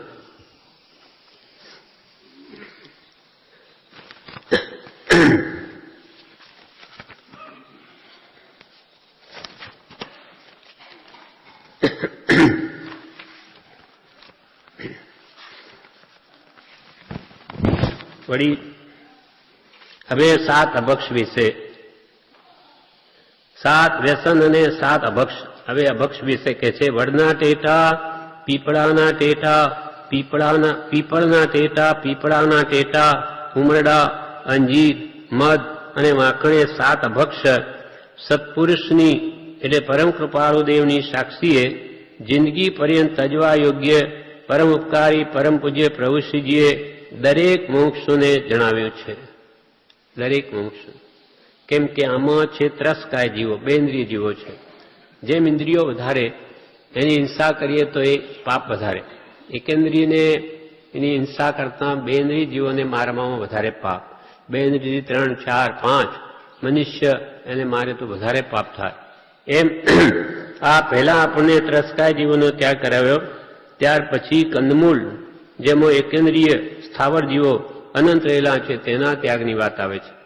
પછી તે જૈનો તો કોઈ કરે નહીં મોટા ભાગે. પછી કંદમૂળને પછી આવે છે રાત્રિ ભોજન, એના ત્યાગ કરાવે. 4 જે વિગઈ છે, મદ્ય, માંસ, મધ અને માખણ, 4 મકાર, એ 4 અભક્ષ છે. કારણ કે તેમાં તે વર્ણના અનેક સમૂર્છી જીવો ઉત્પન્ન થાય છે. સમૂર્છી મન વગરના.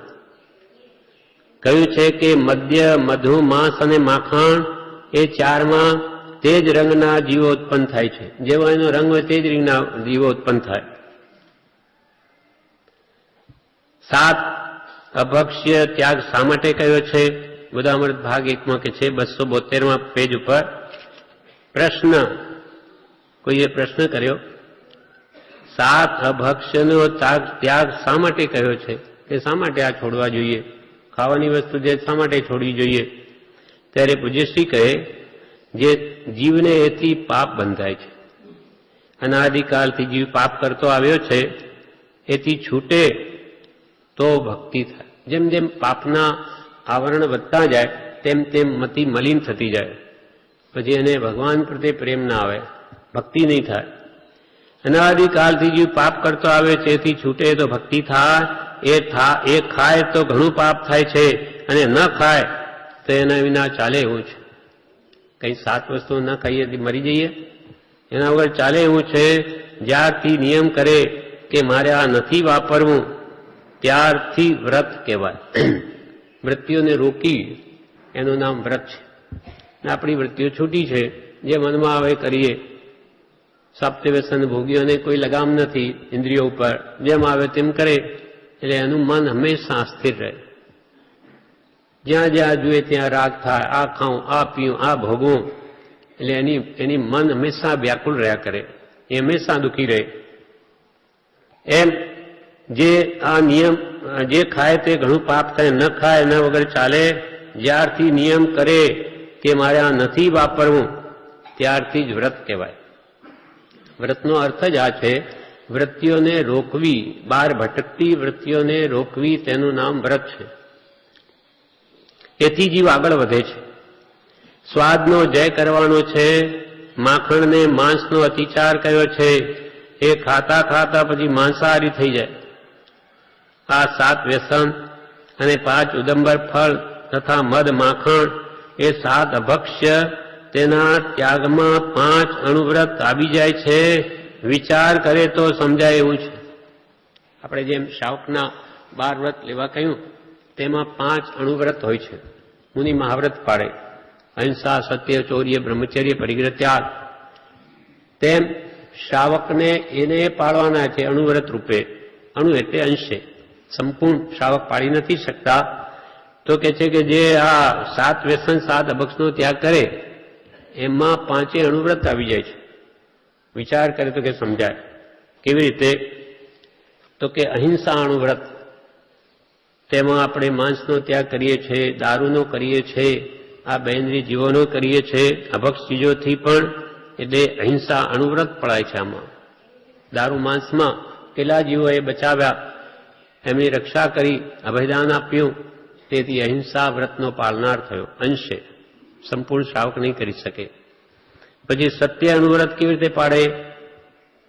જુગાર કે ચોરી કરનાર જૂઠ બોલે, તેના ત્યાગથી સત્ય અણુવ્રત પડાય છે.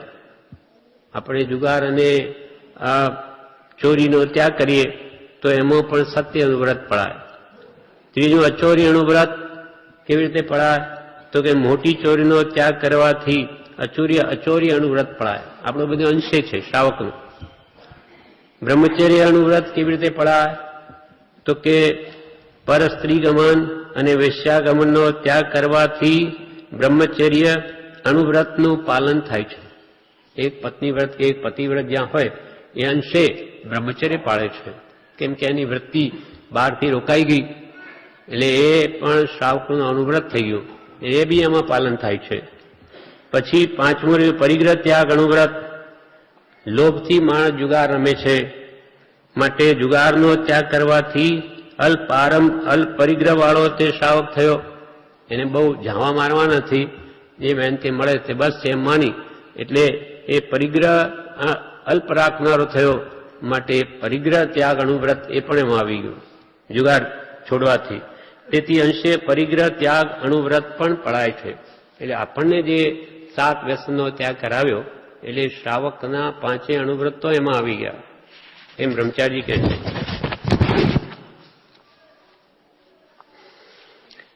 મદ માટે કે છે 7 વ્યસનને તમે મદની દવા પૂરતી છૂટ રાખવા પત્રમાં લખો છો, પણ 7 અભક્ષમાં વધારેમાં વધારે પાપ પાડવું એ મદ છે જી. મધ માખી ફૂલ ઉપરથી રસ ચૂસી મધ પુડામાં જે પૂરથી છેરે છે, એટલે મધ એ માખીની વિષ્ટા રૂપ છે.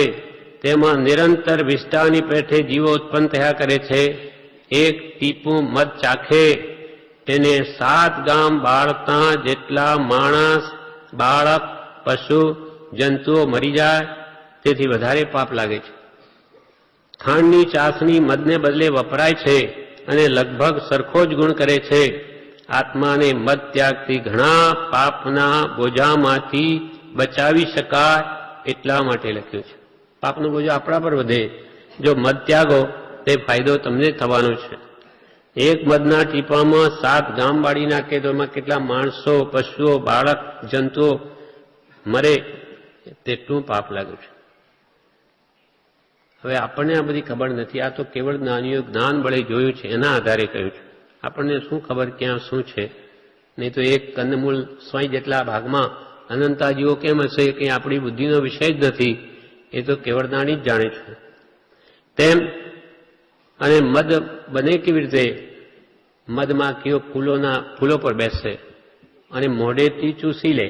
એમને કે હાથ નથી કે રસ લાવી નીચોવીને પછી ત્યાં મધપુડામાં ભરે, રસ ચૂસી લે મોઢેથી, પછી એ ત્યાં મધપુડામાં આવીને પોતે ઉલટી કરે કાં વિષ્ટા કરે, અને પછી એની વિષ્ટા છે. પણ ફૂલોનો રસ એટલે વેદો કે ખાઓ તાકાત આવશે. પણ આવી તાકાત શું કામની? કોઈની વિષ્ટા ખાઈને તાકાત મેળવવી? આપણી ઉલટી હોય, ભલે બદામ પિસ્તા ખાધા, પછી તરત જ બહાર કાઢીને કહીએ લો ખાઓ. મૂર્ખ છે? આવી ઉલટી મને ખાવાનું કહે?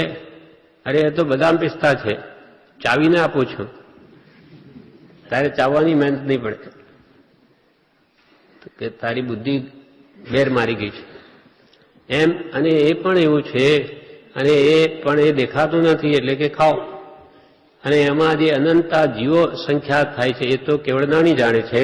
એટલે આપણા ભલા માટે નિષેધ કરે નહીં ખાવું. આપણે ક્યાં એમાં બીજી ખાવાની વસ્તુ ઓછી છે? ડાક્ટર કે મધમાં દવા લેજો, ત્યારે આપણે કહીએ ભાઈ અમે તો નથી ખાતા. તો કે એમ ચાલો એમ કરો, ખાંડની ચાસણીમાં દવા લેજો, સરખો ગુણ કરશે. તો આપણે શું ફરક પડ્યો? ખાંડની ચાસણી, બધા પાપથી બચી ગયા. અને દવા તો ઠીક છે, આ દવા નહીં લઈએ તો આથી જીવીએ જેવું નથી, ચલો એનું ઓલ્ટરનેટિવ બતાવી દીધું, ખાંડની ચાસણીમાં લઈ લો. એમ મહાપુરુષે ના પાડે એટલે ખાવું નહીં. મધમાં બહુ દોષ છે. પૂર્વે ફરી કોઈએ એમ કહ્યું કે મારે તો સાહેબ દવામાં લેવું પડે, આ જ વાત કરી. ત્યારે બ્રહ્મચારીએ શું જવાબ આપ્યો કે તમને આ રોગ કેમ થયો કે દવા લેવી પડે? તો કે સાહેબ પૂર્વમાં તેમે પાપ કર્યા હશે એટલે મારે રોગ આવ્યો. તો હવે તમે આ મધ વાપરો, એમાં સંખ્યા જીવ મરે, તેથી પુણ્ય બંધાશે કે પાપ બંધાશે? એ તો પાપ બંધાશે. તો એ પાપના ઉદયમાં ફરી રોગ આવશે?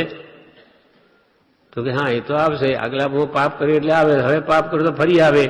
તો કે એવી દવા કરવી કે તમારે બધા રોગ આવે? ના સાહેબ એવું તો નથી કરવું, મને ત્યાગ આપી દો. એમ નિર્દોષ ઔષધ કરવા કહ્યું.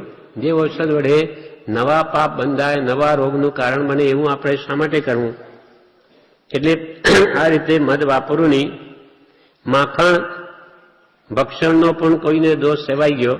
તે વખતે એમ કહ્યું કે જણાવવાનું કે તમે માંસ ભક્ષણનો દોષ, માખણ ખવાઈ ગયું કોઈથી. તો કોઈએ પત્રમાં લખ્યું છે તો બ્રહ્મચારી કે જણાવવાનું કે ઠીક થયું નથી.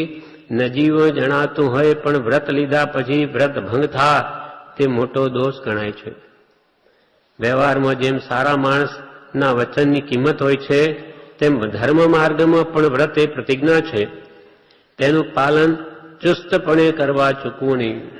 દોષ ફરીથી ન થાય એ લક્ષમાં રાખી અત્રે આવું થાય ત્યારે તે થયેલો દોષ દૂર કરવા પ્રાયશ્ચિતની માંગણી કરવાથી આપને ઉપાય રૂબરૂમાં જણાવવાનું પરમ પૂજ્ય પ્રભુ શ્રીજીએ જણાવ્યું છે. જી દોષ લાગ્યો છે, ફરી દોષ નહીં કરતા, અને અહીંયા આવો ત્યારે પ્રભુશ્રીએ એમ કહ્યું છે કે એનું પ્રાયશ્ચિત લઈ લેજો.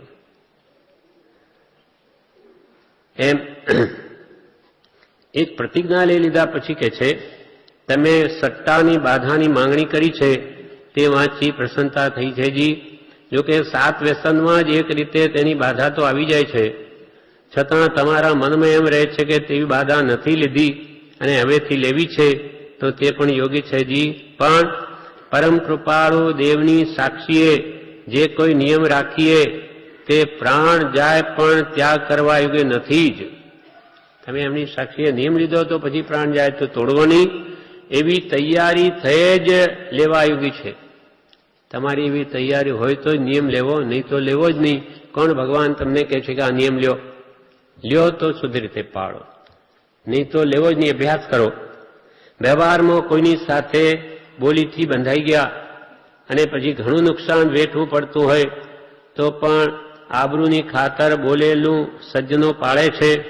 તો જેને આધારે આપણે મોક્ષ મેળવવો છે એવા પરમ કૃપાળુ દેવની સાક્ષીએ કોઈ નિયમ લઈએ તો તેની આજ્ઞારૂપ તે બાધા શીર્ષા વંદેગણી પાછું પગલું ભરવાનો વિચાર જીવન પર્યંત કરવો ઘટતો નથી.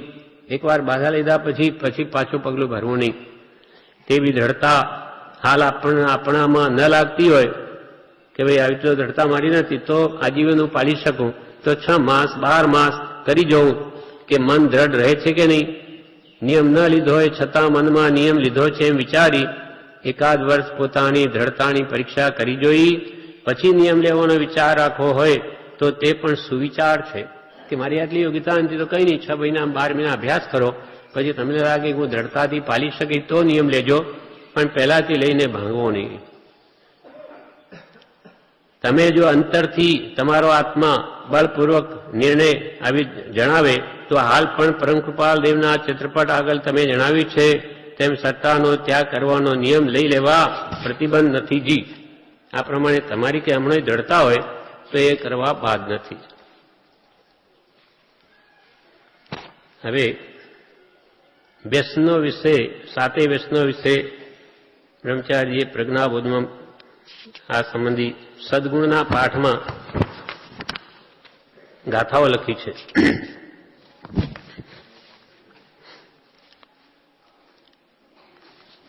પાઠ સદગુણનો છે 36મો પાઠ. એમાં કહે છે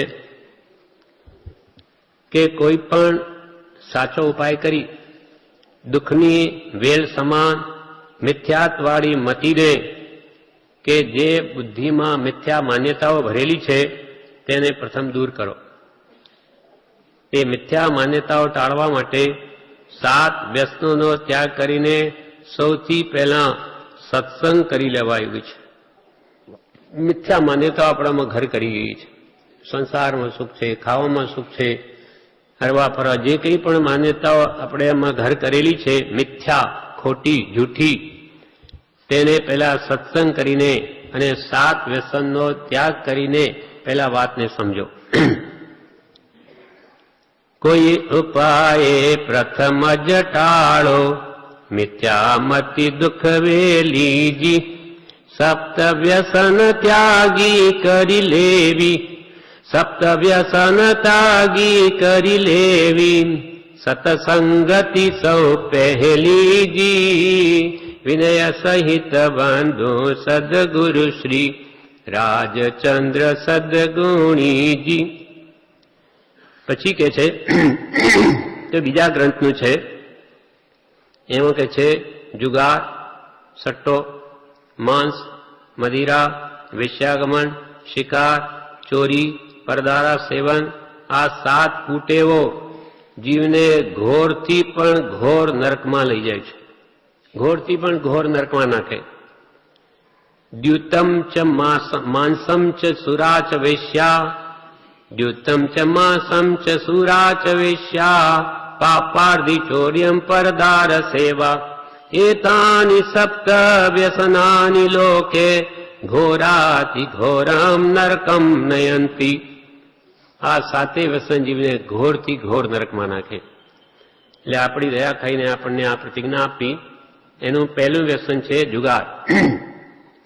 7 વ્યસનમાં પહેલું વ્યસન જુગાર છે.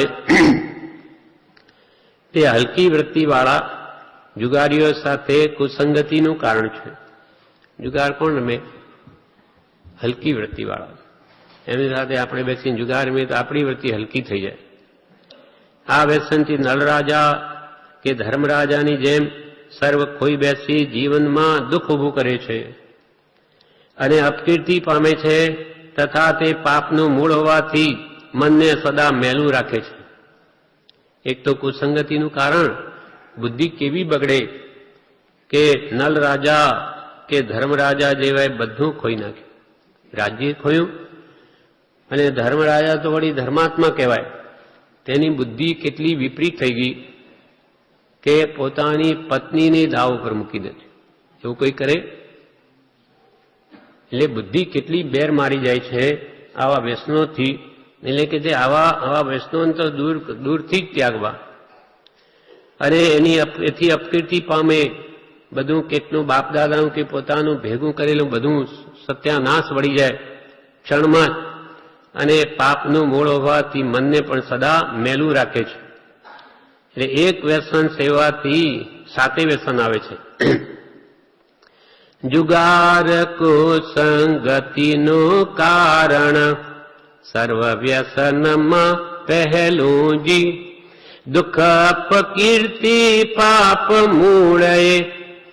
જુગાર દુઃખ અપકીર્તિ પાપ મૂળે, કરે સદા મન મેલું જી. વિનવો સદગુરુ રાજચંદ્ર ગુરુ સત્ય તપસ્વી સ્વામીજી. હવે અહીંયા એક વાત કરે છે, એક વ્યસન સેવાથી 7 વ્યસન કેવી રીતે વળગે તેના ઉપર એક દ્રષ્ટાંત છે. એક વ્યસન સેવે અને 7 વ્યસન આવે. વ્યસનોનો રાજા જુગાર છે. આપણને સામાન્ય લાગે એમાં શું, આપણે તો રૂપિયો જ લગાડીએ, 5 રૂપિયા 50 લગાડીએ, આપણે કે થોડું કઈ રેસ ઉપર કોઈ હજારો લાખો લગાડવાનું. પણ એમ કરતા કરતા થોડીક કંઈ જીતે તો એને આ તો બહુ સારું, આ તો 5 ના 50 થાય, 50 લગાડો હમણાં 5000 થઈ જશે. પછી રેસમાં લગાડે, એમ કરતા એ વ્યસન એને ક્યાંય લઈ જાય, બધું ખોઈ નાખે ઘરનું. એના ઉપર આ દ્રષ્ટાંત કે છે. અને વ્યસન એવી પછી લત પડ્યા વગર જતી નથી, છૂટતી નથી. કોઈ એક દેશનો રાજા દુષ્ટ પુરુષોની સંગતિથી જુગારના વ્યસનમાં લાગી ગયો. જુગાર કરતો થઈ ગયો રાજા. એના મંત્રીઓ 2 હતા, ડાયા હતા ઘણા. રાજાને ઘણો સમજાવ્યો કે મહારાજ આવું ન કરાય, પણ હવે એ તો સમજે જ નહીં. એટલે સત્તા છે એના હાથમાં. રાજા કોઈ રીતે નહીં સમજો એટલે મંત્રીઓએ તો પછી એનો દેશ જ છોડી દીધો કે આ પાયમાલ થશે, બધું આપણે રહેવું જ નથી. એ છોડીને ચાલ્યા ગયા. પણ પાછો એમને વિચાર થયો કે આપણે જેનું લૂણ ખાધું તો એ રાજાનું ભલું તો કરવું, એને સુધારવો. એટલે શું કર્યું, ત્યાં જઈને દાઢી મૂછ વધારી, જટા વધારી અને વેશ પલટો કર્યો. અને તેમાંનો તો એક તો મહંત બન્યો સાધુ, અને બીજો એનો શિષ્ય બન્યો. 2 મંત્રીઓ છે. રાજાને સુધારવો, શું કરું? પછી તે કેટલાક સમય વીત્યા પછી પોતાના દેશમાં પાછા શહેરમાં ફર્યા. ત્યાં જુદે જુદે પહેલા તો ધન દાટતા મંત્રી છે, છાપ પાડવી, આખો એક ઉપાય શોધ્યો. બુદ્ધિશાળી છે, કેમ રાજાને સુધારવો.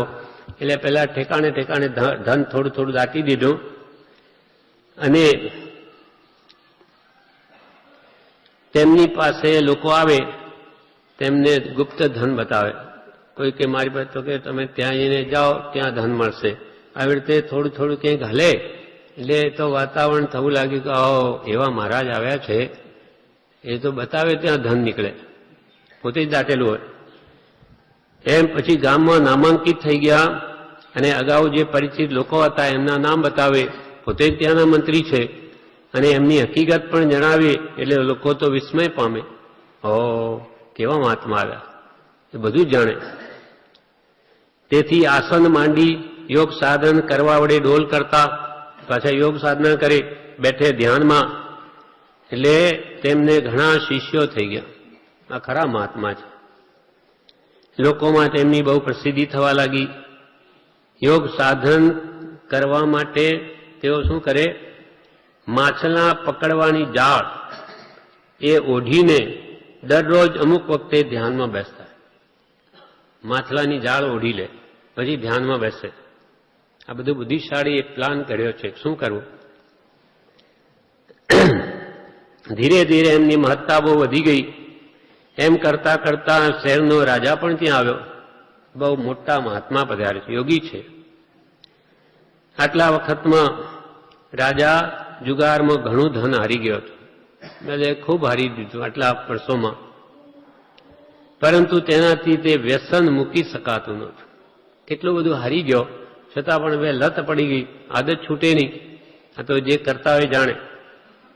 આપણને તો આમ લાગે કે આટલું બધું જતું રહ્યું તો કેમ છોડીને દઈએ, મૂકી દે.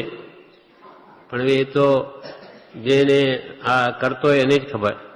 અડધું રાજ્ય માનો બધું ખલાસ થઈ ગયું હોય તો એ મૂકી દે અને મન થાય, પણ એ લત જ એવી છે કે જાણે હમણાં બે લગાડો હમણાં પાછો આવી જશે એમ કરતો હાર્યો જુગારી બમણું રમે.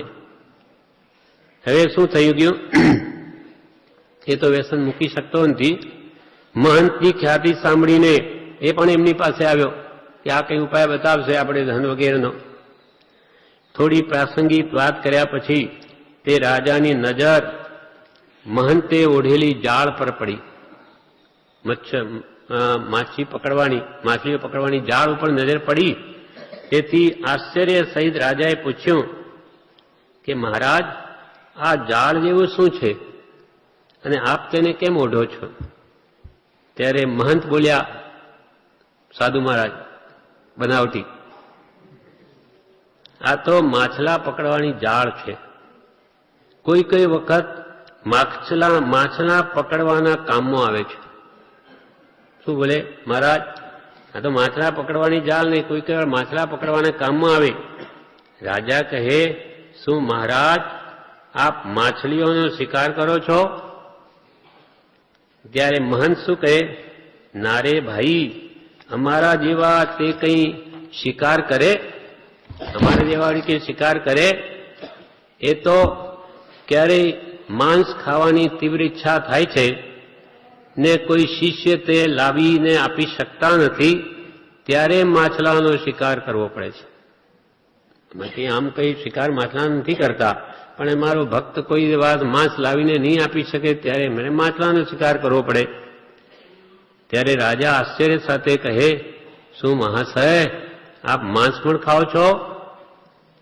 ત્યારે મહંત કહે, અરે રાજા, તું બહુ ભોળો છે કે અમારા જેવા યોગી માંસ ખાતા હશે, પરંતુ જ્યારે દારૂનો નશો વધારે ચડે છે ત્યારે માંસ ખાવાની તીવ્ર લાલસા આપોઆપ થઈ આવે છે.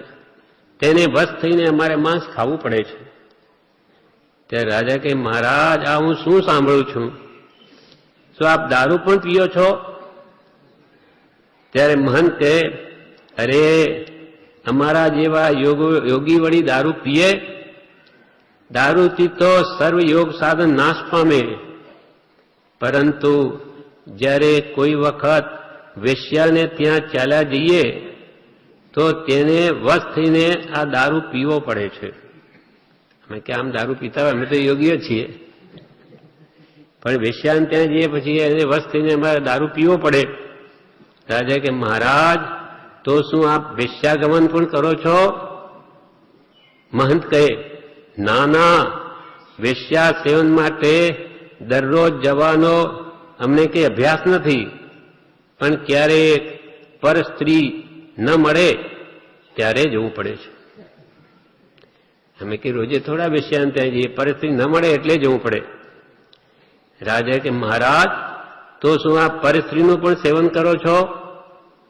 એ જ્યારે મહંત કહે, ના ના, પર સ્ત્રી સેવન કરવાનો અમને કંઈ રોજનો અભ્યાસ નથી, પણ કોઈ વખત જ્યારે ચોરીમાં વધારે ધન હાથ લાગે ત્યારે તેને એવા જ કાર્યમાં ખર્ચવાનું મન થઈ જાય છે.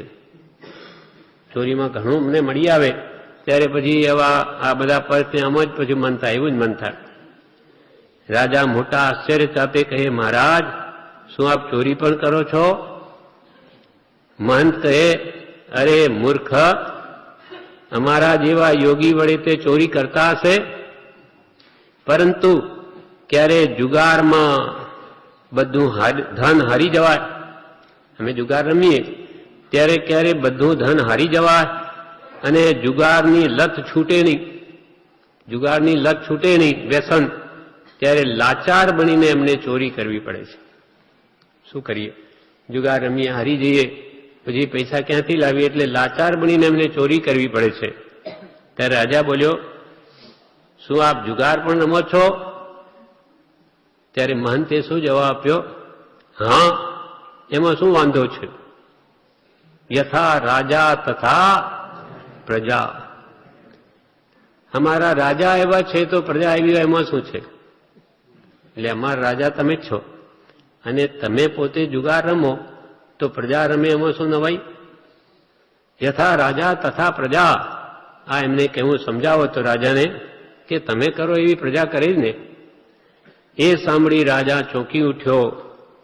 પછી તે મસ્તક નમાવીને બોલ્યો કે મહારાજ, હું જુગાર રમું છું, પણ આ બધા વ્યસનોનો એક જુગારમાંથી ઉદ્ભવે છે એમ હું જાણતો નહોતો. કે એક આ કુસંગતિથી દરેક વ્યસન વળગે એમ હું જાણતો નહોતો. માટે હવે હું આજથી એ જુગારનો ત્યાગ કરું છું. આવું છે, એક વ્યસનથી બધા વ્યસન વળગે તો આ જુગારનો ત્યાગ કરું છું. પછી રાજાએ મહંતને કહ્યું, હે મહારાજ, આપ તો ભવિષ્ય વેદતા છો, ભવિષ્યનું પણ જાણો છો, તો આપ તો સર્વ કંઈ જાણો છો, તો કૃપા કરીને એટલું બતાવો કે મારા જૂના 2 મંત્રી જે દેશ છોડીને ક્યાં ચાલ્યા ગયા છે, તેઓ અત્યારે ક્યાં છે? તેમના વગર મારા રાજ્યની દુર્દશા થઈ ગઈ છે. એ તો ઘણું સમજાવે, પહેલા ક્યાં સમજતા હતા. એટલે કે એ 2 ચાલ્યા ગયા એટલે કોઈ અમને સારી સલાહ આપનાર રહ્યું નહીં, એટલે અમારા રાજ્યની દુર્દશા થઈ ગઈ છે. ત્યારે મહંતે કહ્યું, આવતીકાલે તે તમને મળશે. એ પોતે જ છે ભાઈ. ત્યારે મહંતે કહ્યું, આવતીકાલે તે તમને મળશે. પછી મળ્યાથી રાજાએ તેમને તેઓના પદ પર ફરીથી નિયુક્ત કર્યા અને દુષ્ટ જુગારી મિત્રોની સંગત છોડી દીધી. પછી રાજ્યની વ્યવસ્થા ઉત્તમ રીતે થવા લાગી. આથી સિદ્ધ થાય છે કે જુગાર સર્વ વ્યસનોનો રાજા છે.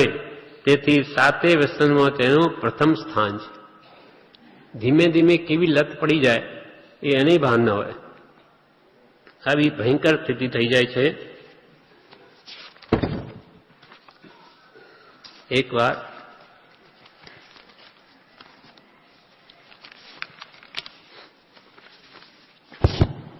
એક વ્યક્તિને, એક બ્રાહ્મણ હતો, તે એક ગામથી બીજે ગામ આવતો હતો. રસ્તામાં આવું એક ગામ આવ્યું. ત્યાં બધા ઠગ લોકો હતા. હવે ત્યાં થઈને પસાર થતો હતો, એને પકડી લીધો બ્રાહ્મણને. હવે એને પેલા તો બધા દારૂ પીને બધા ચકચૂર થયેલા ઉભા હતા. એટલે એને પકડ્યો બ્રાહ્મણને કે, ઓ આવો મહારાજ, પધારો મહારાજ. હવે કે અમારી મિજમાની અમે તમારી કરીએ. તમે એક કામ કરો, કાં તો દારૂ પીઓ કાં પરશ્રી ગમન કરો, નહીં તો અમે તમને નહીં જવા દઈએ અહીંયાથી. એટલે બ્રાહ્મણે વિચાર્યું કે આ દારૂ તો વનસ્પતિમાંથી જ બને છે, પરશ્રી ગમન કરું તો નરકે જાઉં, એટલે આ દારૂ પીવામાં બાદ નથી. કેમ કે નહીં તો એ છોડશે નહીં અહીંયાથી, એ તો વનસ્પતિમાંથી બને. હવે શું કરીએ, એવા ઠેકાણે ફસાઈ ગયા. એટલે દારૂ પીધા વગર હવે છૂટકો નથી. એટલે પછી બધાએ ખૂબ પ્રેમથી દારૂ પાયો. પેલો કે અમારું લ્યો, પેલું કે અમારું લ્યો. માંડ માંડ એમને ખૂબ દારૂ પાવી દીધો એ બ્રાહ્મણે. એ દારૂ પીધા પછી કેવી હાલત થાય? બધું ભાન ભૂલી ગયો, એને કંઈ જ ખબર નથી શું કરી રહ્યો છે. પછી એને માંસે ખાધું, પરશ્રીગમન કર્યું, બધું કર્યું. એને માંસનું પણ કહ્યું, માંસ લ્યો, કાં પરશ્રીગમન કરો, કાં દારૂ પીઓ. તો એણે વિચાર કર્યો કે દારૂમાં બાદ નથી, આ તો વનસ્પતિ છે, ખાઈ લીધું એટલે બધું ભાન ભૂલી ગયો. બધા વ્યસન સેવ્યા. એમ એક વ્યસનમાંથી બધા વ્યસન વળગે છે. એટલા માટે મહાપુરુષે આપણને એની ના પાડી. હવે માંસ વિશે કે છે, બીજું વ્યસન માંસ છે. તેમાં નિરંતર જંતુઓની ઉત્પત્તિ થયા કરે છે.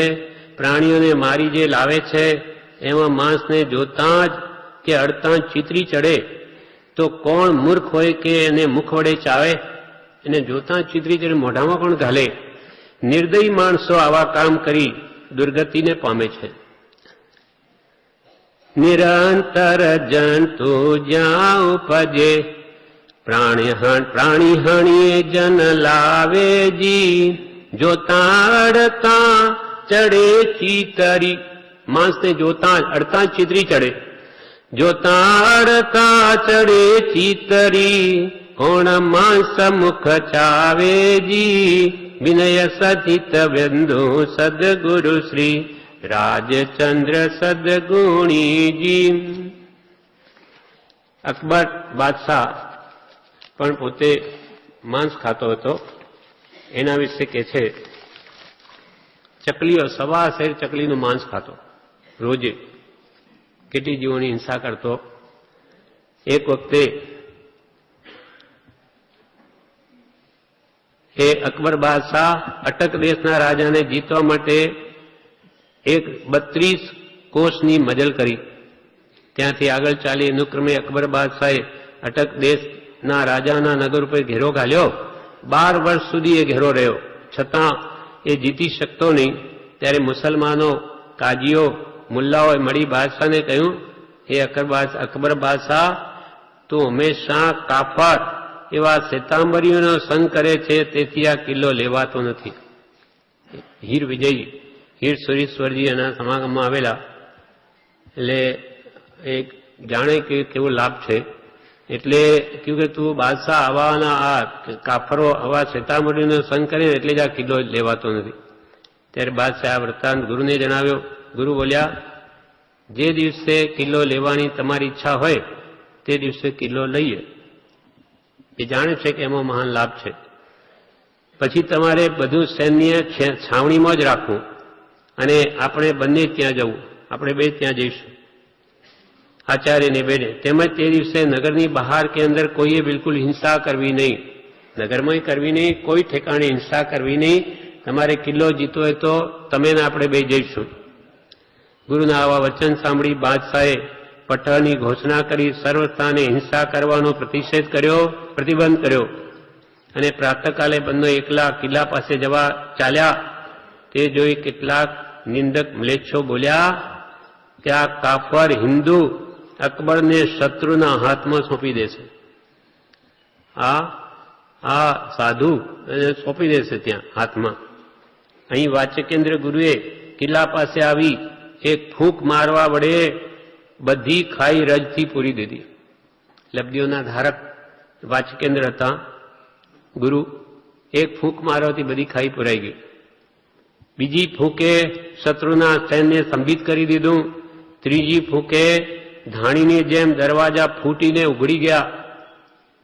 અકબર બાદશાહે આશ્ચર્ય પામીને તે નગરમાં પોતાની અખંડ આજ્ઞા પ્રવર્તાવી.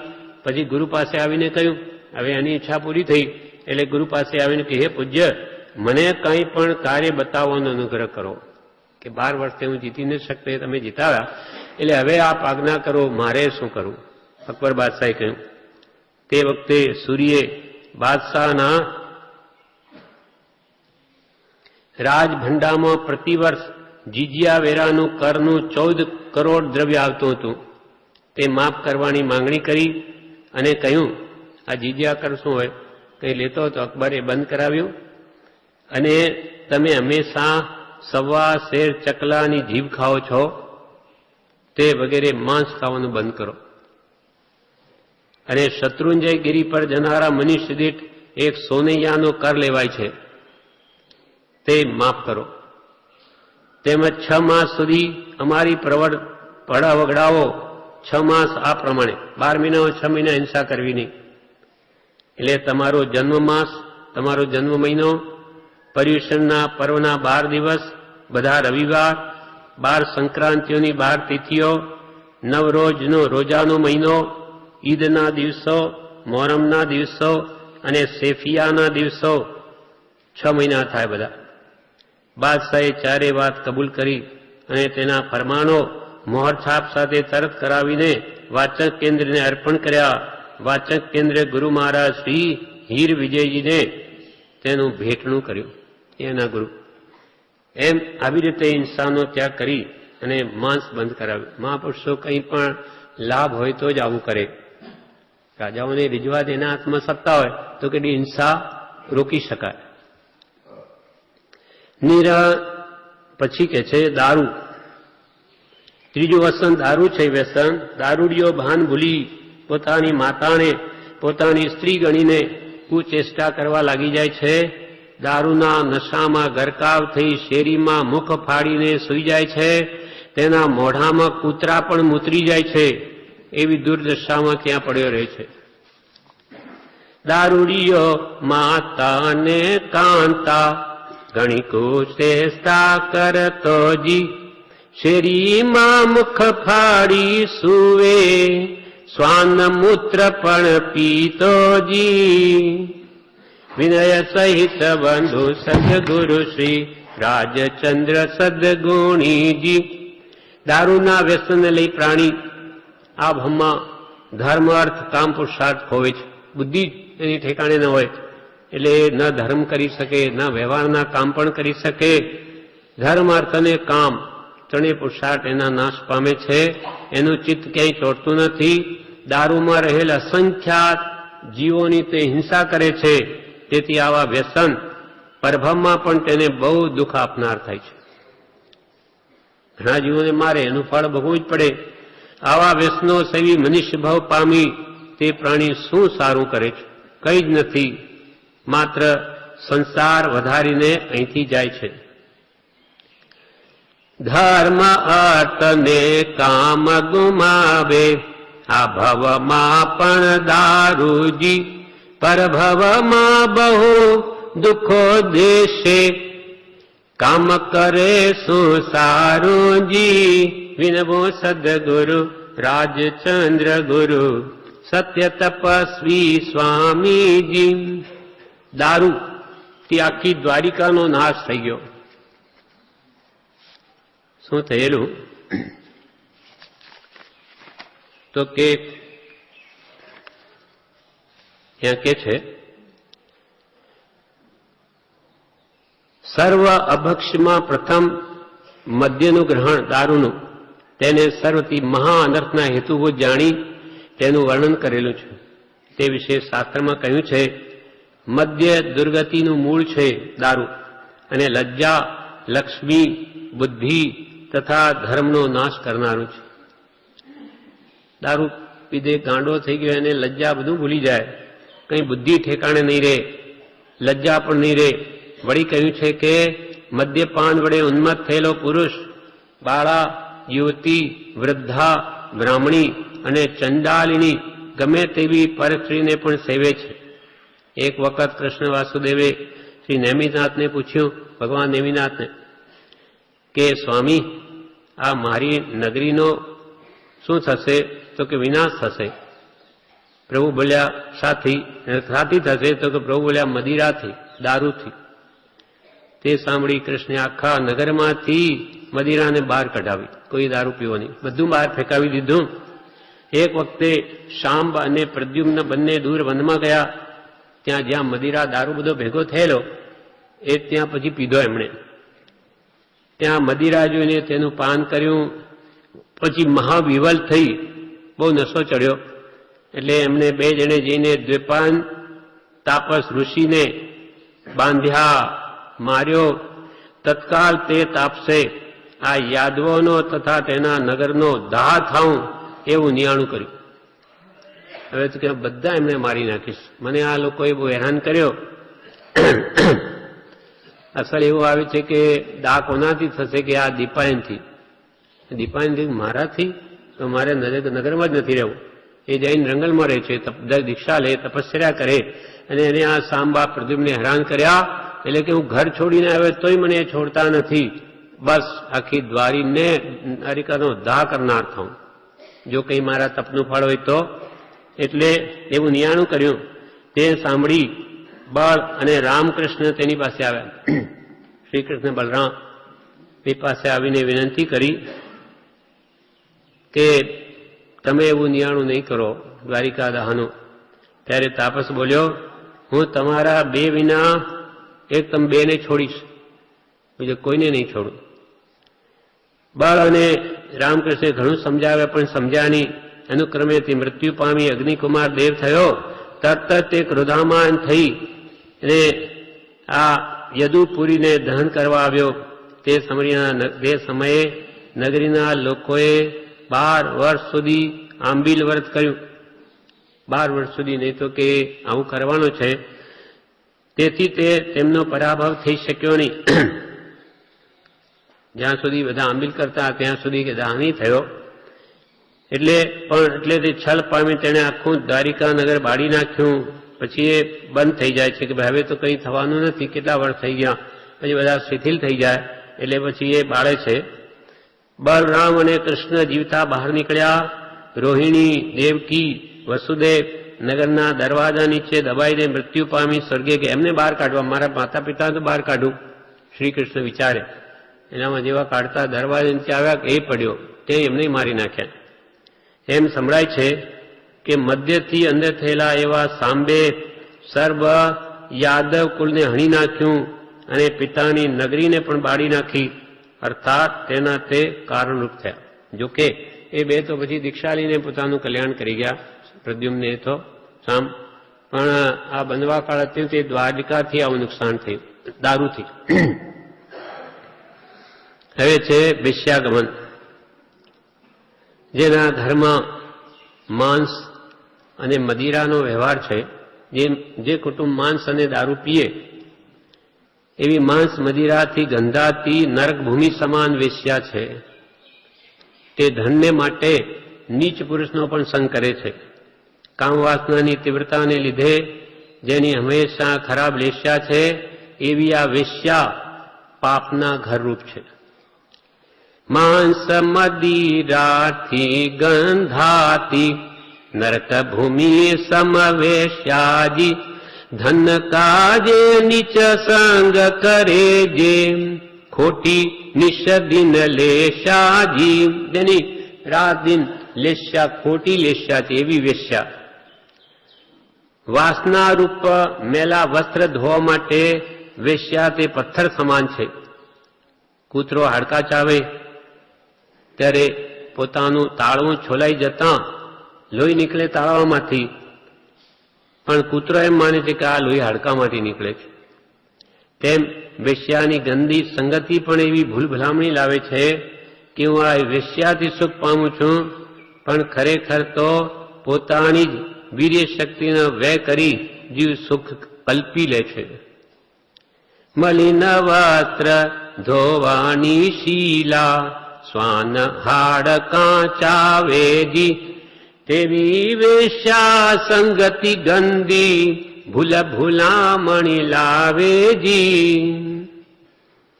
હવે આગળ કે છે ચારુદત્ત એવો હતો, તે બહુ ધર્માત્મા, એટલે એના લગ્ન થયા છતાં પત્નીને બોલાવી નહીં. એટલે જેની સાથે લગ્ન થયા એની જે દીકરી, એની માં કે આવું તમારો છોકરો હોય તો અમને પહેલા કહેવું હતું ને કે અમારી છોકરીને બોલાવતો જ નથી. ત્યારે માતા પિતાએ શું વિચાર કર્યો ચારુદત્તનો કે એને વ્યાયામ કરો, વેશ્યાને ત્યાં મોકલો, એટલે પછી એને સંસારમાં રંગ લાગશે. હવે જેવો ત્યાં મોકલ્યો કે પાછો એ તો આવાજ ન માગે. એ વૈરાગી તો ક્યાંય ધોવાઈ ગયો, પછી તેમાં લીન થઈ ગયો.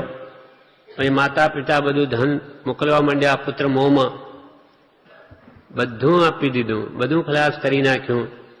પછી વેશ્યાને થયું કે હવે એની પાસે પેલું છેલ્લું મંગળસૂત્ર આવી ગયું પત્નીનું, એટલે હવે એની પાસે કંઈ નથી.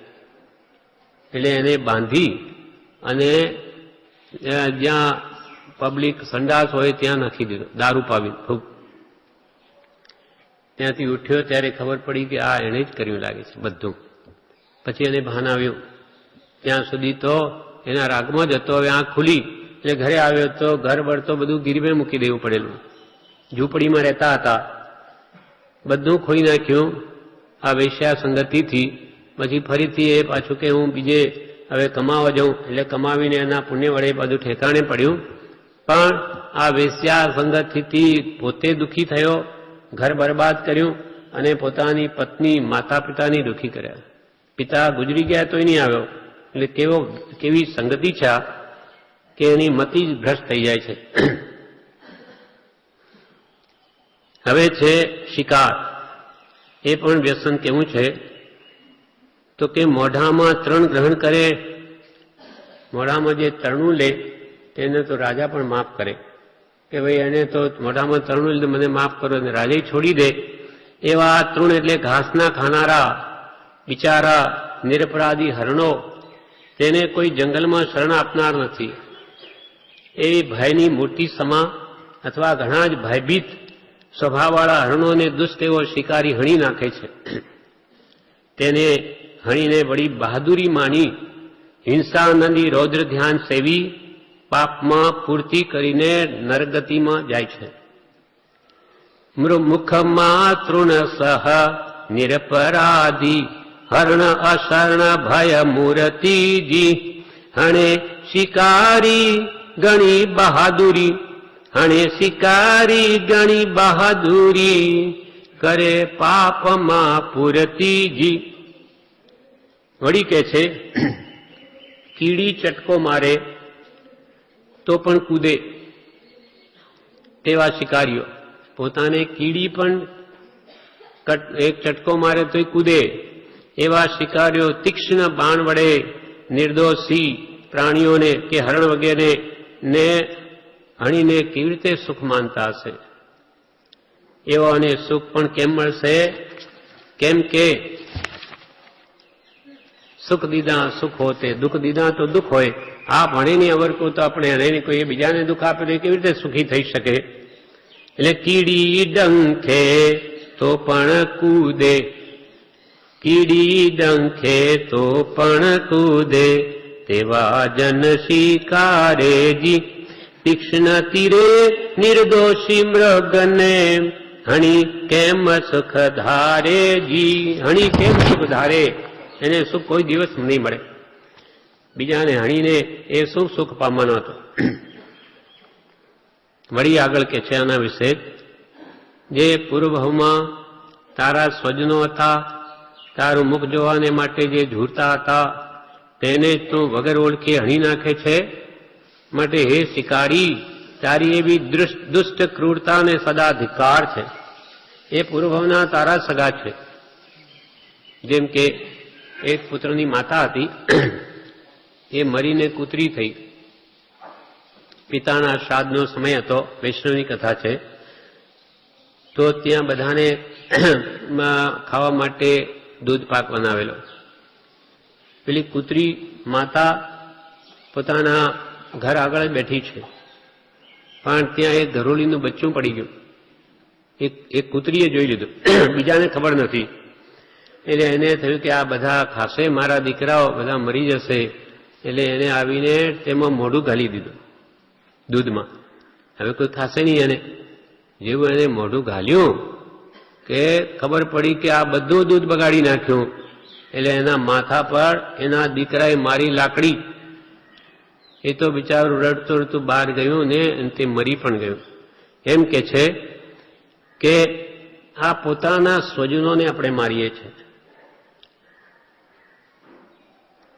જે તુજ સ્વજન હતા પરભવમાં તુજ મુખ જોવા ઝુરતાજી વગર ઓળખે હણે તે મને વગર ઓળખે હણે તે મને ધિક્ક શિકારી ક્રૂરતાજી વિનય સહિત વંદુ સદગુરુ શ્રી રાજચંદ્ર સદગુણીજી. એક વાર તું જે જીવને હણે છે તે જીવ તારા પ્રત્યે વેર ધારણ કરીને તને મારશે. તેથી પરબ્રહ્મ તને બહુ વાર મારશે, એક વાર નહીં. તે જેને માર્યો એ તને ઘણી વાર મારશે. તારા પ્રત્યે વેર રાખી તને મારવા માટે તે ફર્યા કરશે. એમ ભવોભવમાં તે વેરના સંસ્કારો ચાલ્યા કરશે. જેમ દાનનું ફળ આપણે કંઈક 1000 ગણું મળે, તો પાપનું ફળ 1000 ગણું નહીં મળે. એક વાર કોઈને મારે 1000 વાર એને મરવું પડે. એક વાર હણે જે જીવ તું વેર ધરી તે મરશે જી પરભવમાં બહુ વાર મારશે વેર વધારી ફરશે જી. હવે છે ચોરીનું વ્યસન. એક વાર કોઈ જીવને ઠગશે તે ફળમાં વારંવાર પોતે ઠગાશે. પોતે કોઈ દાન આપવાનું 1000 ગણું ફળ મળે તો ચોરી કરવાના ફળમાં પણ તે 1000 ગણું દુઃખ ભોગવશે. એક વાર ઠગનારો જીવ પણ વારંવાર ઠગાશે જી દાન સમાન સહસ્ત્ર ગણું ફળ ચોરીનું એ ચખાશે જી. એના પર એક દ્રષ્ટાંત છે. એક છોકરો ધીમે ધીમે મોટો ચોર બન્યો, એને પકડ્યો, ફાંસીએ ચડાવ્યો. એને છેલ્લે પૂછ્યું, તારી કોઈ ઈચ્છા છે? તો કે મારી માને મળવાની ઈચ્છા છે. માં જેવી તો કે નજીક આવ. એ નજીક આવી, કાન ધર. જેવો કાન ધર્યો કે એને છોકરાએ એનો કાન ચાબી નાખે મોઢેથી. તો કે એમ કેમ કર્યું? તો કે મારે આજે હું મોટો ચોર બન્યો એનું કારણ મારી માં જ છે. હું પહેલા નાનો હતો ત્યારે સ્નાન કરીને અમારા ઘરમાં કંઈ નહીં, એટલે હું બીજાને ત્યાં તલના ઢગલા પડેલા હોય એટલે સ્નાન કરી ત્યાં જઈને લોટી આવું, એટલે તલ ચોટી જાય શરીર ઉપર. અને માને આવીને કહું કે આ લઈ આવ્યો, તો માં કે બહુ સારું. એ તલ બધા ખેરવી લે. એટલે આદત આ મારી અણી જ પડી છે. એટલે મને બચપનમાં રોક્યો હતો, આવી સ્થિતિ મને થાત નહીં, એટલે મેં એનો કાન કરડી ખાધો.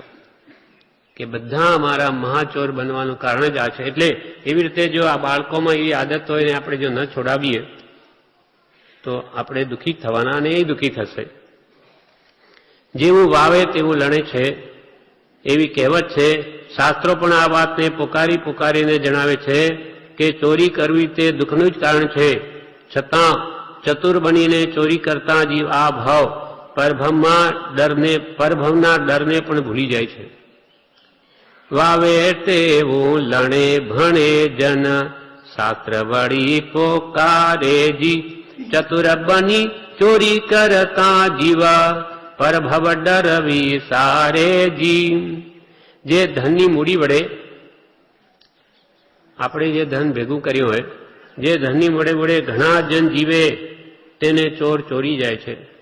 પોતાના કુટુંબ માટે કેટલી મહેનત કરીને ભેગું કરીને પેલો આવીને આખું લઈ જાય. તેથી તેના કુટુંબીઓ કેટલું દુઃખ પામે. તેના આગળ મરણનું દુઃખ પણ એ કોરે મુકાઈ જાય છે. કેમ કે મરણનું દુઃખ તો એક જ વાર ભોગવાય, પણ નિર્ધનતાનું દુઃખ તો પ્રતિદિન ભોગવવું પડે છે. એટલે 10 પ્રાણથી માણસ જીવે, એનો 11મો ધન 11મો પ્રાણ છે.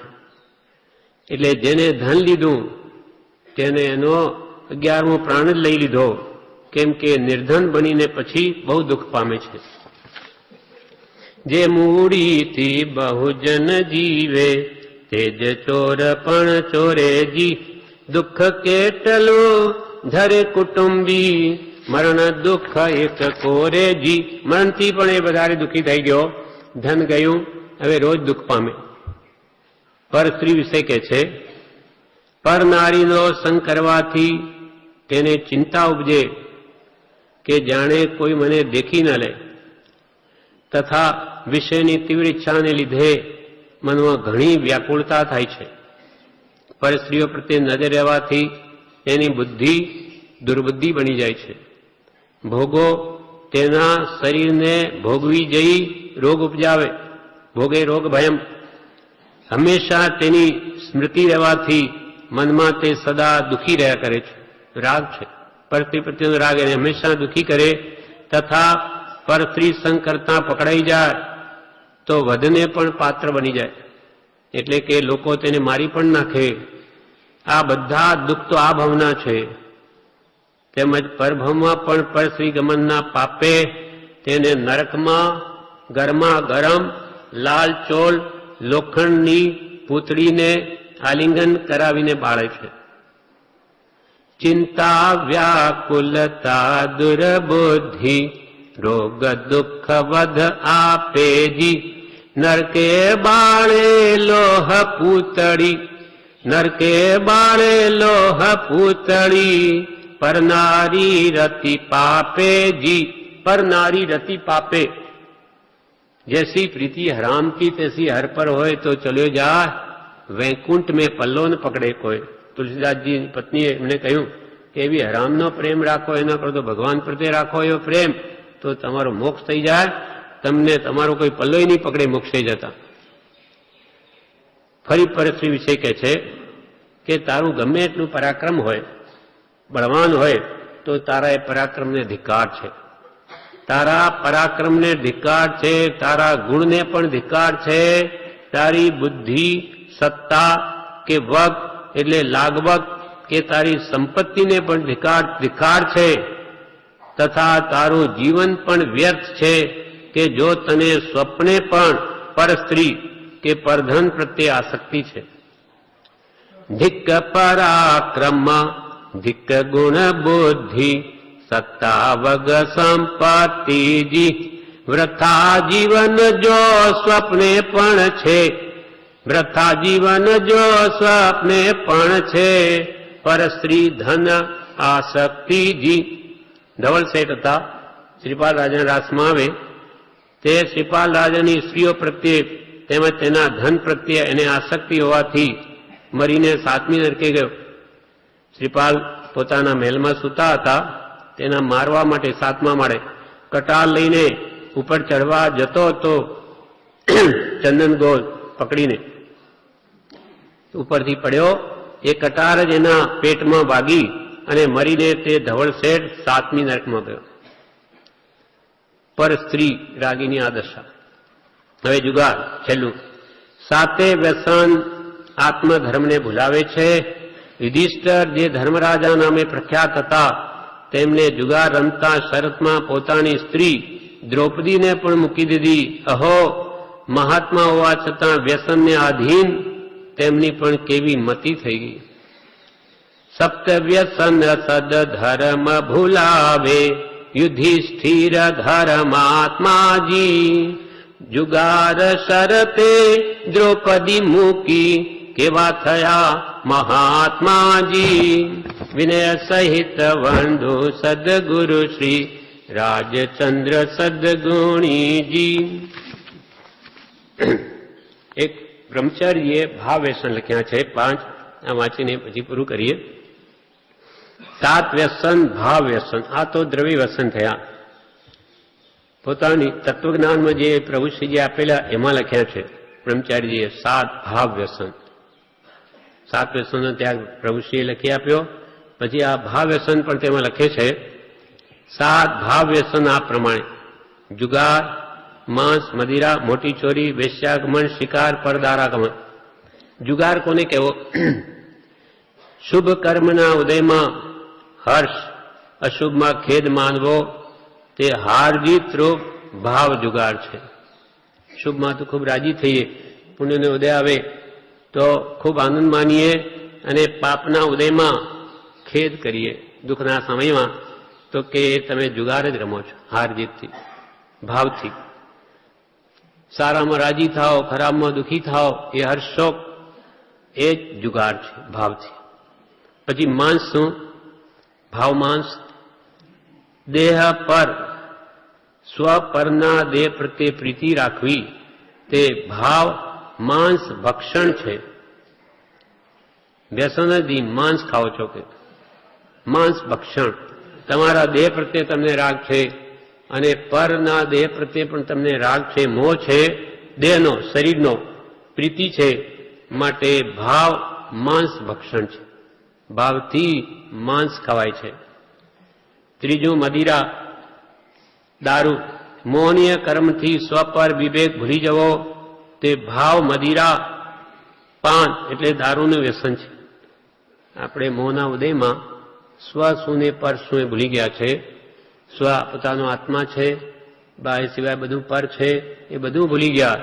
હવે દેહને સ્વ માનીએ અને કુટુંબને પોતાનું માનીએ, તો કે છે મોહનીય કર્મથી સ્વ પર વિવેક ભૂલી જવો, તે ભાવ મદિરા પાન દારૂનું વ્યસન છે. વિવેક ભૂલી જવો છે. દારૂ જેમ ભાન ભૂલાવે તેમ આપણે ભાન ભૂલી ગયા. હું કોણ છું, પર કોણ છું, એ જ ભાન નથી. હવે મોટી ચોરી શું? ધન પર પ્રીતિ અને તે મેળવવાની ઈચ્છા રહ્યા કરે, તે ભાવ ચોરી છે. ધન પ્રત્યે અત્યંત આસક્તિ અને એ મેળવવા માટે હંમેશા ઈચ્છા રહ્યા કરે, ગમે તે રીતે મને ધન મળે, તો કે તમારે ભાવથી તમે ચોર છો. પરનું લેવા માંગો છો, પર પૂતગલને ગ્રહણ કરવા માંગો, જે તમારું નથી, એટલે ભાવથી તમે ચોર છો. વેશ્યાસન કેવી રીતે? તે કુબુદ્ધિને વશ થઈ વર્તવું. કુબુદ્ધિ, વેશ્યાસંગ કરવાની જે કંઈ અંતરમાં એવા ભાવ, તે વેશ્યાસંગ જ છે ભાવથી. ભાવમાં એવા ભાવો રહેતા હોય તો એ ભાવથી વેશ્યાનો જ સંગ છે. દુર્બુદ્ધિ, કુબુદ્ધિ. છઠ્ઠું શિકાર, નિર્દય પરિણામ ભાવ રાખવા, તે ભાવ શિકાર છે. જીવોને બચાવવાનો કંઈ ભાવ ના હોય, નિર્દયપણે ગમે તે ખાઈએ પીએ હાલીએ ચાલીએ ફરીએ, એવો જે અંતરમાં દયા ભાવ નથી, તો તમે પણ શિકારી જ છો ભાવથી. પરદારા ગમન કેવી રીતે? કાયા ઉપર મમતા રાખવી, તે ભાવ પર સ્ત્રી ગમન છે. આ શરીર ઉપર મારા પણ છે કે નહીં, મારી છે, તો કે તમે પર સ્ત્રીનો જ ગમન કરો છો ભાવથી. શરીર પર છે એને તમે મારું માનો છો અને એને એમાં સુખ માનો, એને સુખ લાવવા પ્રાપ્ત કરવા પ્રયત્ન કરો છો, રાત દિવસ એની સેવા કરો છો. એટલે તમે ભાવથી કાયા ઉપર મમતા મોહવાથી એની સેવા કરો છો, માટે તમે પરસ્ત્રી ગમન કરો છો. આ બ્રહ્મચારીજીએ બીજા માટે નથી લખ્યા, પોતામાં એવા ભાવો સદા જાગૃત રહે એના માટે પોતાની તત્વજ્ઞાનમાં આ પોતાને બળ મળે કે ભાવથી પણ એનું દ્રઢ રીતે સેવન થાય, એના માટે પોતે લખ્યા. અને પોતે તે પ્રમાણે વર્ત્યા અને તે પ્રમાણે જીવન જીવ્યા, એટલે એથી આપણને પણ માર્ગદર્શન મળી શકે છે. આ પ્રમાણે 7 વ્યસન 7 અભક્ષ વિશે આપણે વાંચ્યું, વિશેષ આપણે